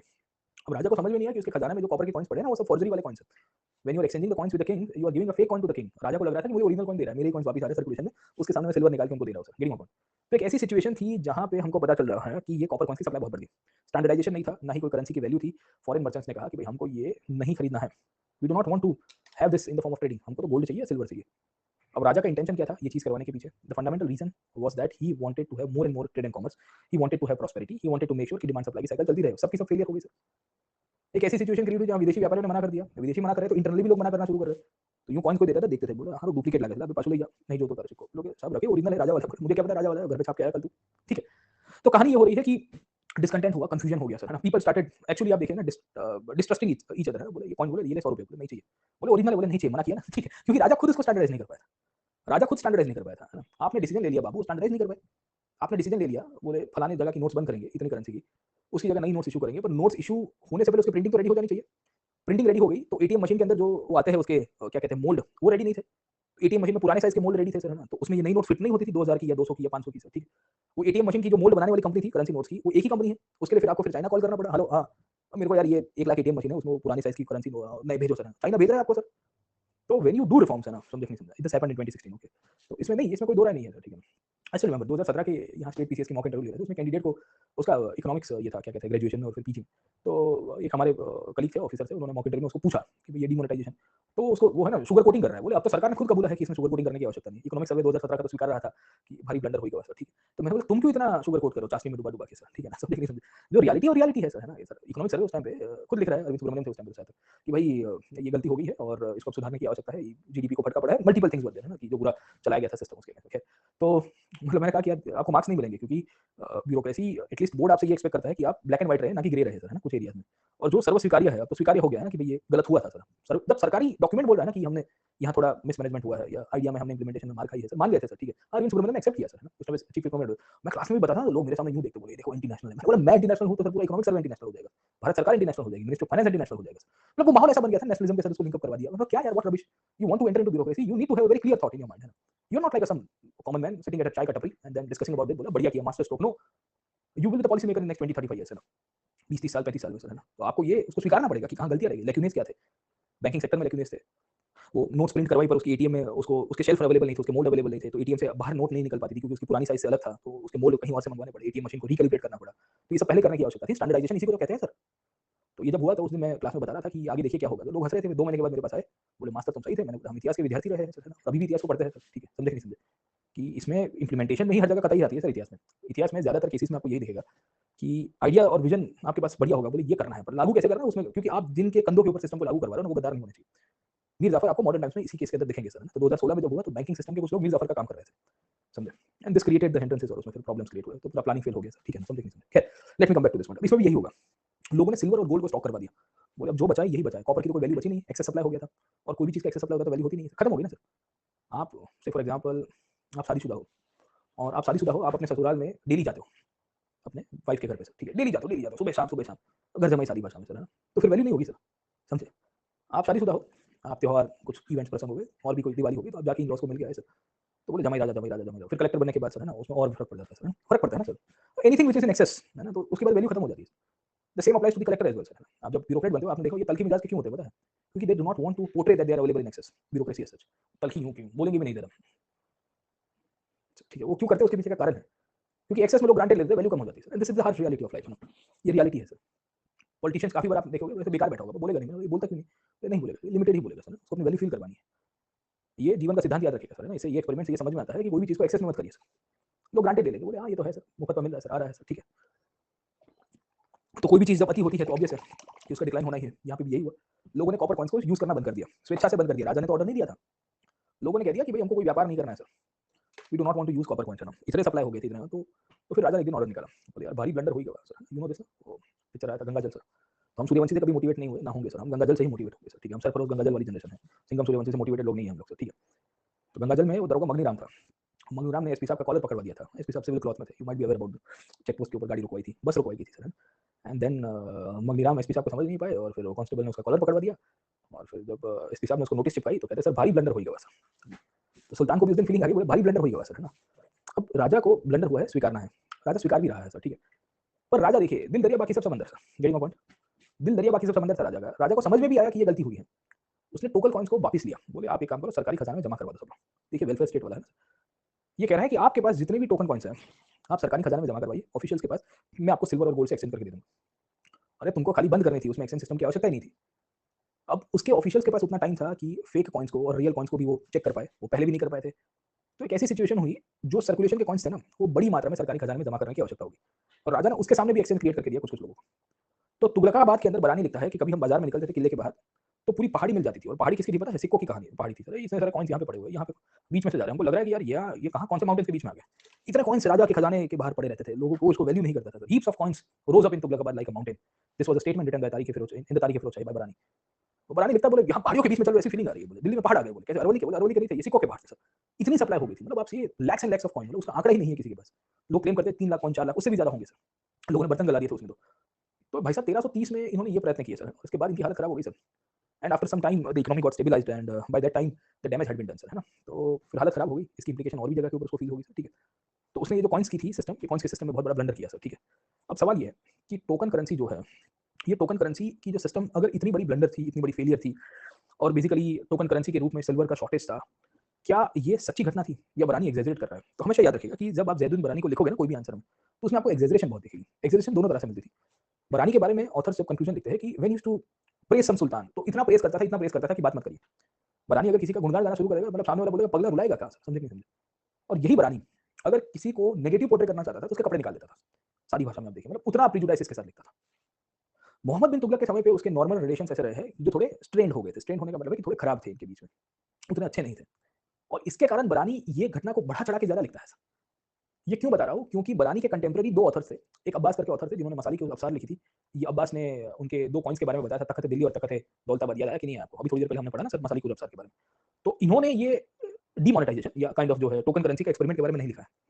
ना ही इब्न बतूता जो 1333 में आया, उसने भी कुछ नहीं लिखा है। मतलब क्या 2-3 साल में सिक्के गायब हो गए क्या सब के सब? राजा ने सब उसको फिर से गला दिए उसको, है ना? लिक्विडेट कर दिया सब किलिंग ऑफ। तो it's a very interesting analogy which is captured by बरानी, जहाँ पे बरानी के खुद के प्रेजुडिसेस आ रहे हैं सर। Getting off. बरानी ये लिख रहा है कि टोकन करेंसी के द्वारा वो अपनी इकोनॉमी को रिवाइव करना चाहता था और पैसे कमाना चाहता था और फिर बेसिकली उसने ना ये एक्सपेरिमेंट किया। अगर ये ऑब्जेक्टिव था तो वो सिल्वर और गोल्ड के थ्रू एक्सचेंज क्यों करके दे रहा था? इवन लास्ट में जब सुल्तान ने इसको डिमोनेटाइज किया मतलब उसकी सर्कुलेशन को रोका, तो उसने पब्लिक को ये आदेश दिया कि आप सरकारी खजाने में पैसा जमा करवाइए, हम आपको फिर से एक्सचेंज करके दे रहे हैं। मतलब ये है कि अगर कोई 10 सिल्वर के कॉइन्स या किसी ने 100 कॉपर के कॉइन्स दिए हैं, तो उसको उसकी इक्विवेलेंट वैल्यू का गोल्ड और सिल्वर देना पड़ेगा कि नहीं देना पड़ेगा sir? Getting my point? There is every possibility कि समवन इज एक्सचेंज। जब आखिर में 1330 में ऑर्डर आया था 1330 में सर, है ना? तो 1330 के एंड में जब ये ऑर्डर आया, तब तो पिक्चर क्लियर हो गया है कि भाई वापस देनी है सिल्वर की कॉपर की करेंसी जितल्स को। तो फिर उसके बाद भी इनफैक्ट है ना राजा एक्सचेंज करवा के दे रहा है और कितने कॉइन्स हुए होंगे sir? Millions and millions of coins. तो राजा मूर्ख था या बरानी मूर्ख था? बरानी कॉन्ट्राडिक्टरी लिखता था। ये क्यों लिखता था? क्योंकि उसके प्रेजुडाइसेस थे। ये प्रेजुडाइस में एक तो मोहम्मद बिन सुल्तान को ये हेट करता था। पहला हेट तो उसके पीछे का कारण ये था कि लो बॉर्न ओरिजिन का बंदा ऊपर आ गया, नोबिलिटी को रिफॉर्म कर रहा है। कल पढ़ेंगे इसके नोबिलिटी रिफॉर्म्स के बारे में, लिबरल एडमिनिस्ट्रेशन के बारे में सब, ठीक है। दूसरा ये है कि ये दिल्ली से दौलताबाद, दौलताबाद से दिल्ली, उसमें इनका भी नंबर लगवाया गया था, ठीक है ना? तो हम बोले चलो तशरीफ उठाओ, निकलो सर, बोले नहीं जाना, निकलो, बोले घिसेट के मारेंगे सर, ठीक है, निकलिए। सो यू विल फाइंड कि ऑब्वियस था ना सर। और मैंने आपको बताया बरानी के साथ प्रॉब्लम क्या है? वो जिनको पॉजिटिव दिखाता था, उनको एक्सेस पॉजिटिव दिखाता था। मतलब वो है ना कि उसका इतना चाशनी में डूबा था, कभी-कभी डायबिटीज़ हो जाएगा सर, है ना? इतना वो लगवाता था सर, है ना? ये गुलकंद, गुलकंद आता है ना सर, पान में खाते हैं, थोड़ा मीठा लगता है सर, है ना? तो चाशनी से थोड़ा एक्सेस स्वीट था सर, गुलकंद वाली कहानी थी उसकी। और जिसको नेगेटिव दिखाना है, उसको फिर पूरा नेगेटिव ही दिखाता है, हर एक चीज़ में एक्ज़ैजरेट कर देगा। तो बरानी का एज़ अ सोर्स में प्रॉब्लम ये हो रहा है कि अ, बरानी के सोर्स में या उसकी राइटिंग में कहीं-कहीं कॉन्ट्रडिक्शन दिखता है। वो एक साइड के ऊपर कह रहा है कि सुल्तान को पैसे कमाने थे, इसके लिए उसने ट्रेज़री को फुल करने के लिए कॉइन्स निकाले। ट्रेज़री को फुल करना था तो एक्सचेंज क्यों किया? अगर एक्सचेंज किया उसका मतलब है कि सुल्तान के पास बहुत सारे सिल्वर कॉइन्स थे, तब जाके वो एक्सचेंज कर पा रहा है और सिल्वर कॉइन्स से उसका मतलब है कि सिल्वर का शॉर्टेज नहीं था। तो hence you are also contradicting yourself, समझे? अगर मेरी इंक्वायरी में होता ये, इसके ऊपर अगर मैं सीबीआई की अगर पैनल बिठाई गई होती और मैं बॉस होता सर, तो उसको ऐसा उल्टा लपेटे में लेता ना सर, है ना? समझे कि नहीं समझे? Getting my point. सुल्तान को सलाह देता कि इसके ऊपर 100 करोड़ का डिफेमेशन केस मार दो सर, है ना आप? बोले आपका नाम खराब कर रहा है सर, है ना? आपको फटीचर बोल रहे हैं एक साइड के ऊपर कह रहा है कि आप पैसा कमाना चाहते हो। एक साइड के ऊपर कह रहा है सिल्वर का शॉर्टेज था, दूसरी साइड के ऊपर लिख रहा है कि सिल्वर से इसने कॉइन्स एक्सचेंज करके दिए थे। अरे भाई साहब शॉर्टेज होता है तो एक्सचेंज क्यों करके देगा? आज सिंपल चीज़ है ना सर, मुझे कोई चीज़ का एक्सचेंज करवाना है और मैं एक्सचेंज के सामने आपको वही कमोडिटी दे रहा हूँ जिसका शॉर्टेज है, what is the point of that, है ना? तो बरानी पता नहीं क्या खा पी के लिख रहा है सर, समझे आप लोग, ठीक है? बट समझ में नहीं आ रहा है उसको सर, है ना? और इसी के कारण ये बरानी का एक्सपेरिमेंट जो है, उसमें हम लोग 100% मानते नहीं है सर। हम ये ज़रूर से मानते हैं कि सुल्तान ने ये जो एक्सपेरिमेंट किया है, उसके पीछे का एक फंडामेंटल रीज़न ये था कि सुल्तान को अलाउद्दीन खिलजी वाली केस रिपीट नहीं करना था। इकोनॉमिक रिफॉर्म्स थोड़े बहुत करने थे, करेंसी का सप्लाई स्प्रेड करवाना था सर, समझे कि नहीं समझे? और साथों-साथ आर्मी को अपने कंट्रोल में लेना था। ये सब 3-4 पॉइंट्स थे, इसके कारण ये कर रहा था, बट ये फेल हो गया। फेल हुआ, जब बाइंडिंग करना था, तो उसको उसने अबैंडन नहीं किया, पागलों की तरह। उसने प्रेजेंस ऑफ माइंड दिखाया, पेशेंस दिखाया, करेज दिखाया, उसको पता है कि लोग मेरे को खोटा सिक्का दे रहा है। बोला एक क्या होता है ना, बोले खोटा सिक्का है, बोले ये नहीं चलेगा बाजार में। कभी-कभी बच्चों के लिए भी शब्द यूज़ होता है, बोला यार खोटो सिक्को निकलो, केम क्या उड़ाड़े जाए बापा ना पैसा, हाँ? व्हाट्स माय पॉइंट, है ना? तो बच्चों के लिए यूज़ होती है, नेक्स्ट जनरेशन के लिए, बड़े-बुजुर्ग बात कर रहे होते हैं। बोले खोटो सिक्को निकलो, हमारे लिए भी किसी ने कहा था, बोले खोटा सिक्का है, बोले क्या करेगा, है ना? जीवन में कुछ उखाड़ नहीं पाएगा। तो ठीक है, देखा जाएगा जब क्या होगा तब, समझे? तो ये होता है ना सर, प्रेजुडिसेस सबके होते हैं ना बचपन के ही, और अपन बचपन से ही क्रांतिकारी हैं। तो जब कोई सजेशन आता था और फिर हमारे डिसीजन हम खुद नहीं लेते थे, 4-5 पूरी बोर्ड ऑफ डायरेक्टर्स बैठते थे। वो हमारे फादर साहब को इन्फ्लुएंस कर रहे हैं, बोले इसको ये करवाइए। अरे भाई करने दो ना बच्चों को जो करना है सर। उनकी जनरेशन में उनको भी किसी और ने इस तरह से इन्फ्लुएंस किया था सर, ठीक है। Joint family and all this things, you know this ना सर, मामा ताऊ फूफा और ये सब, तो अलग ही कहानी उसकी चलती है सर, ठीक है।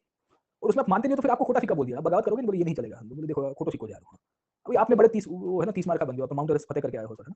नहीं, बट वो उनका अलग ही एकड़ी रहता है सर, उनको राष्ट्रपति बनना होता था, पर वो बन नहीं पाए सर, है ना? वो अपने सोसाइटी के चेयरमैन भी नहीं बन पाए सर, समझे?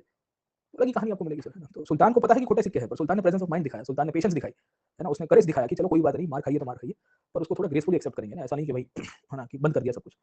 तो भारी ब्लंडर हो गया सुल्तान को पता है। ये फेल हो गया उसके पीछे के कारण मैंने आपको बताया कि इसमें राजा की इनकम्पिटेंसी तो बहुत बड़ी थी सर।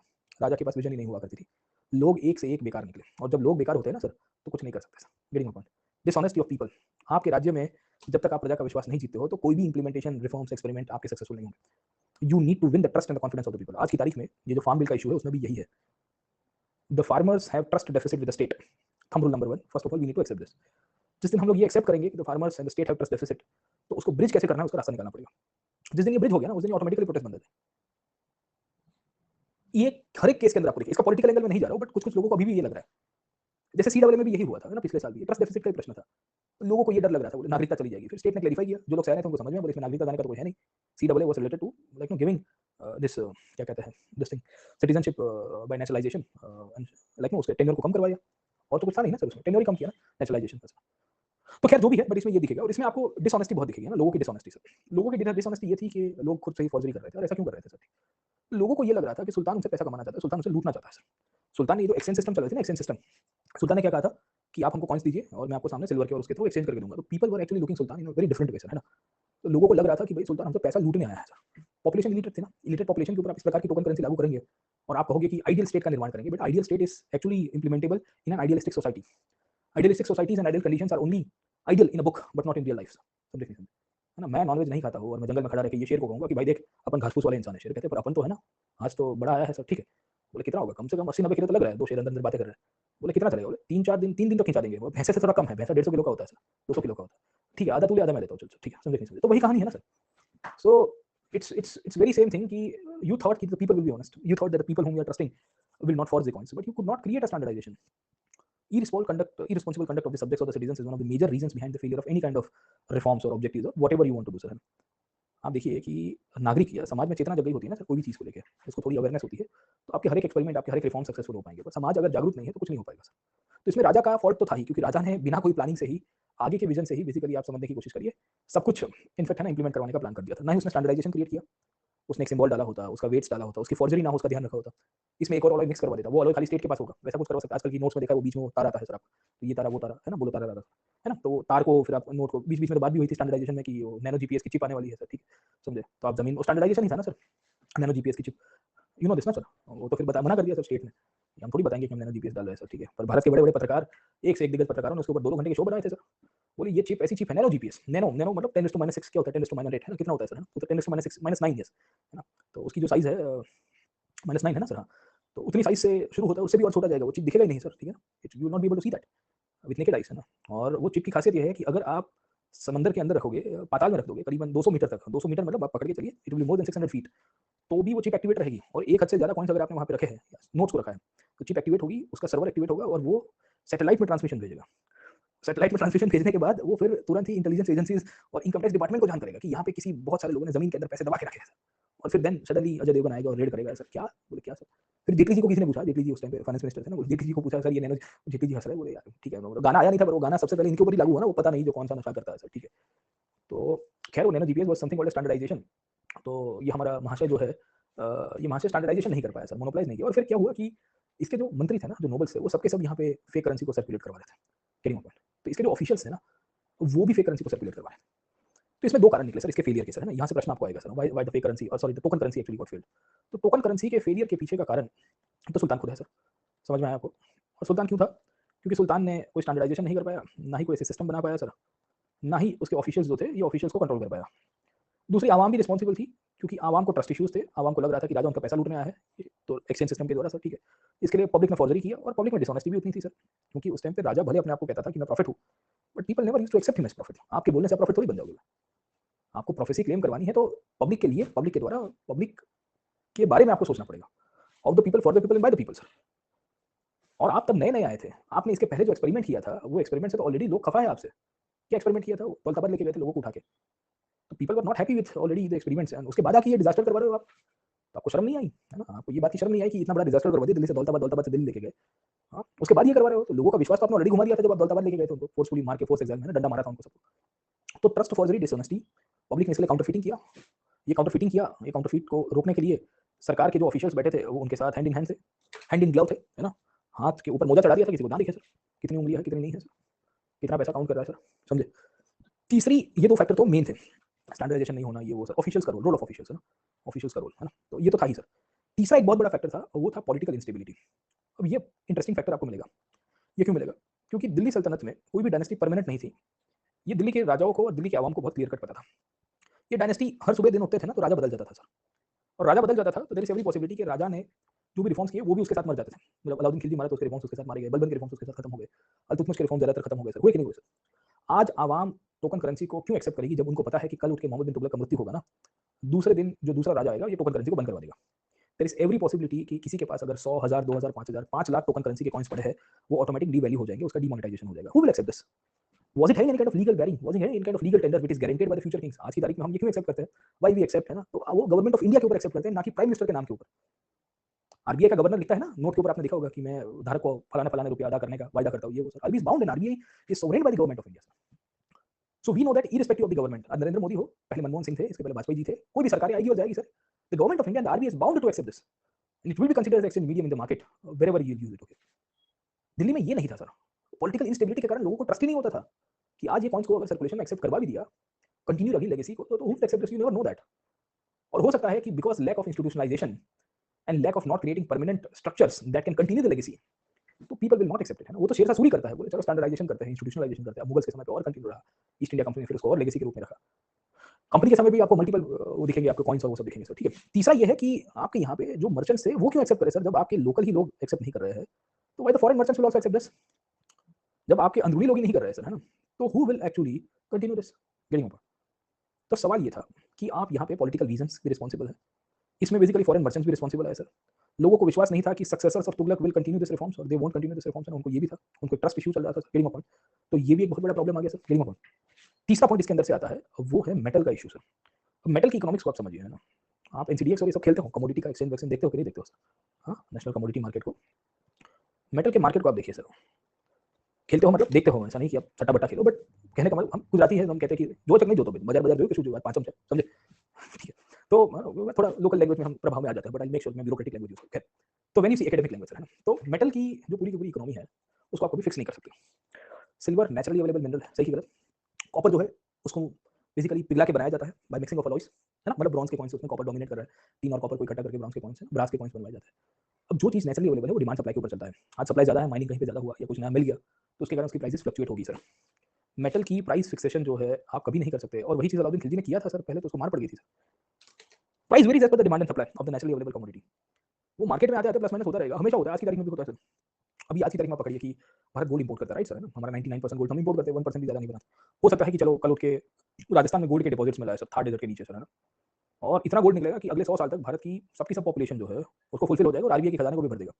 आपको पता होगा हम we have got the 8th largest stocking of gold, है ना, अमेरिका के पास 8,000 टन है, हमारे पास 750 टन है, 750 टन के आसपास आरबीआई के पास, अभी 75 टन ऐड किया तो उसमें अमेरिका बौखला गया, आईएमएफ बौखला गया, बोले क्यों गोल्ड ले रहे हो? हाँ, तुम सोना लो तो चलेगा, हम ले तो 50-16 का आरोप लगा रहे हो हमारे ऊपर, ठीक है, खैर वो अलग कहानी है, उसके ऊपर कभी बाद में बात करेंगे, करंट अफेयर्स में आपने देखा होगा। तुम्हारे पास 8,000 टन गोल्ड पड़ा है, हाईएस्ट उनके पास वो बुलियन रिजर्व्स पड़े अमेरिका के पास, वो चलता है सर। हम 750 टन के ऊपर आ रहे हैं, हमारे ऊपर जापान है 850, 800, 830, 850 टन के आसपास है, तो बुआ बुम हो रही है क्योंकि हम टॉप 8 टॉप 10 में आ रहे हैं सर। पर मेटल एक ऐसी कमोडिटी जिसको फिक्स नहीं कर सकते क्योंकि इसकी फिक्सेशन मार्केट डिसाइड करेगा डिमांड सप्लाई के ऊपर से। इसके साथ प्रॉब्लम ये हुआ, किसके साथ? मोहम्मद बिन तुगलक के साथ, कि उसने मेटल की प्राइसेस को फिक्स करवा दिया सर, और मेटल की प्राइसेस को फिक्स करवा दिया तो प्रॉब्लम ये होता है कि फिर लॉन्ग टर्म में इसको बहुत फटका पड़ेगा, क्योंकि सिल्वर आज आपने जो दाम में खरीदा है कल उठ के उसके दाम प्लस भी हो सकते हैं माइनस भी हो सकते हैं सर, और प्लस माइनस होने के कारण अल्टीमेटली वो बिजनेस ट्रांजेक्शन को बहुत अफेक्ट करेगा, होगा कि नहीं होगा?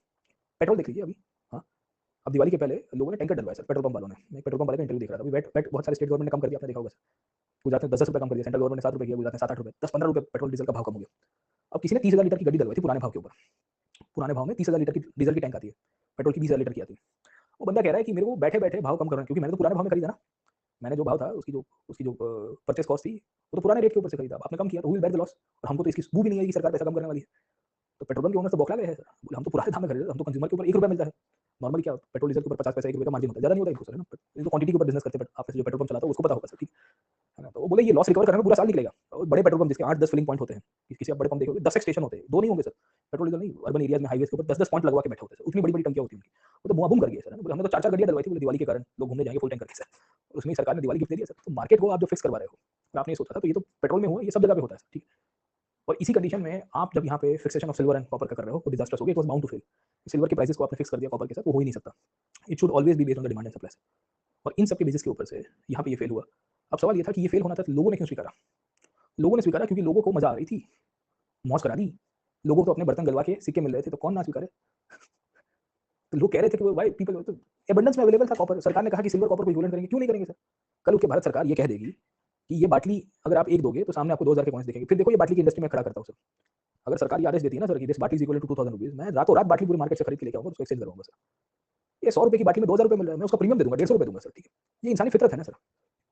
इसके मैन्युफैक्चरर के पास जाऊंगा, क्या है टपरवेयर वाला, मैं कहूंगा टपरवेयर वाले को कितने के, बोले 100, 150 दे दो, पूरा का पूरा स्टॉक दे दो मेरे को, प्रीमियम दे रहा हूं, एक बाटली के ऊपर 50 रुपए प्रॉफिट के ऊपर ऐसे बैठे थे। बोले ऐसा क्या है, वो किसी को मैं बताऊंगा सर, तुमको बताऊंगा तुम बेच दोगे ना, फिर मेरे को क्या मिलेगा सर, ठीक है?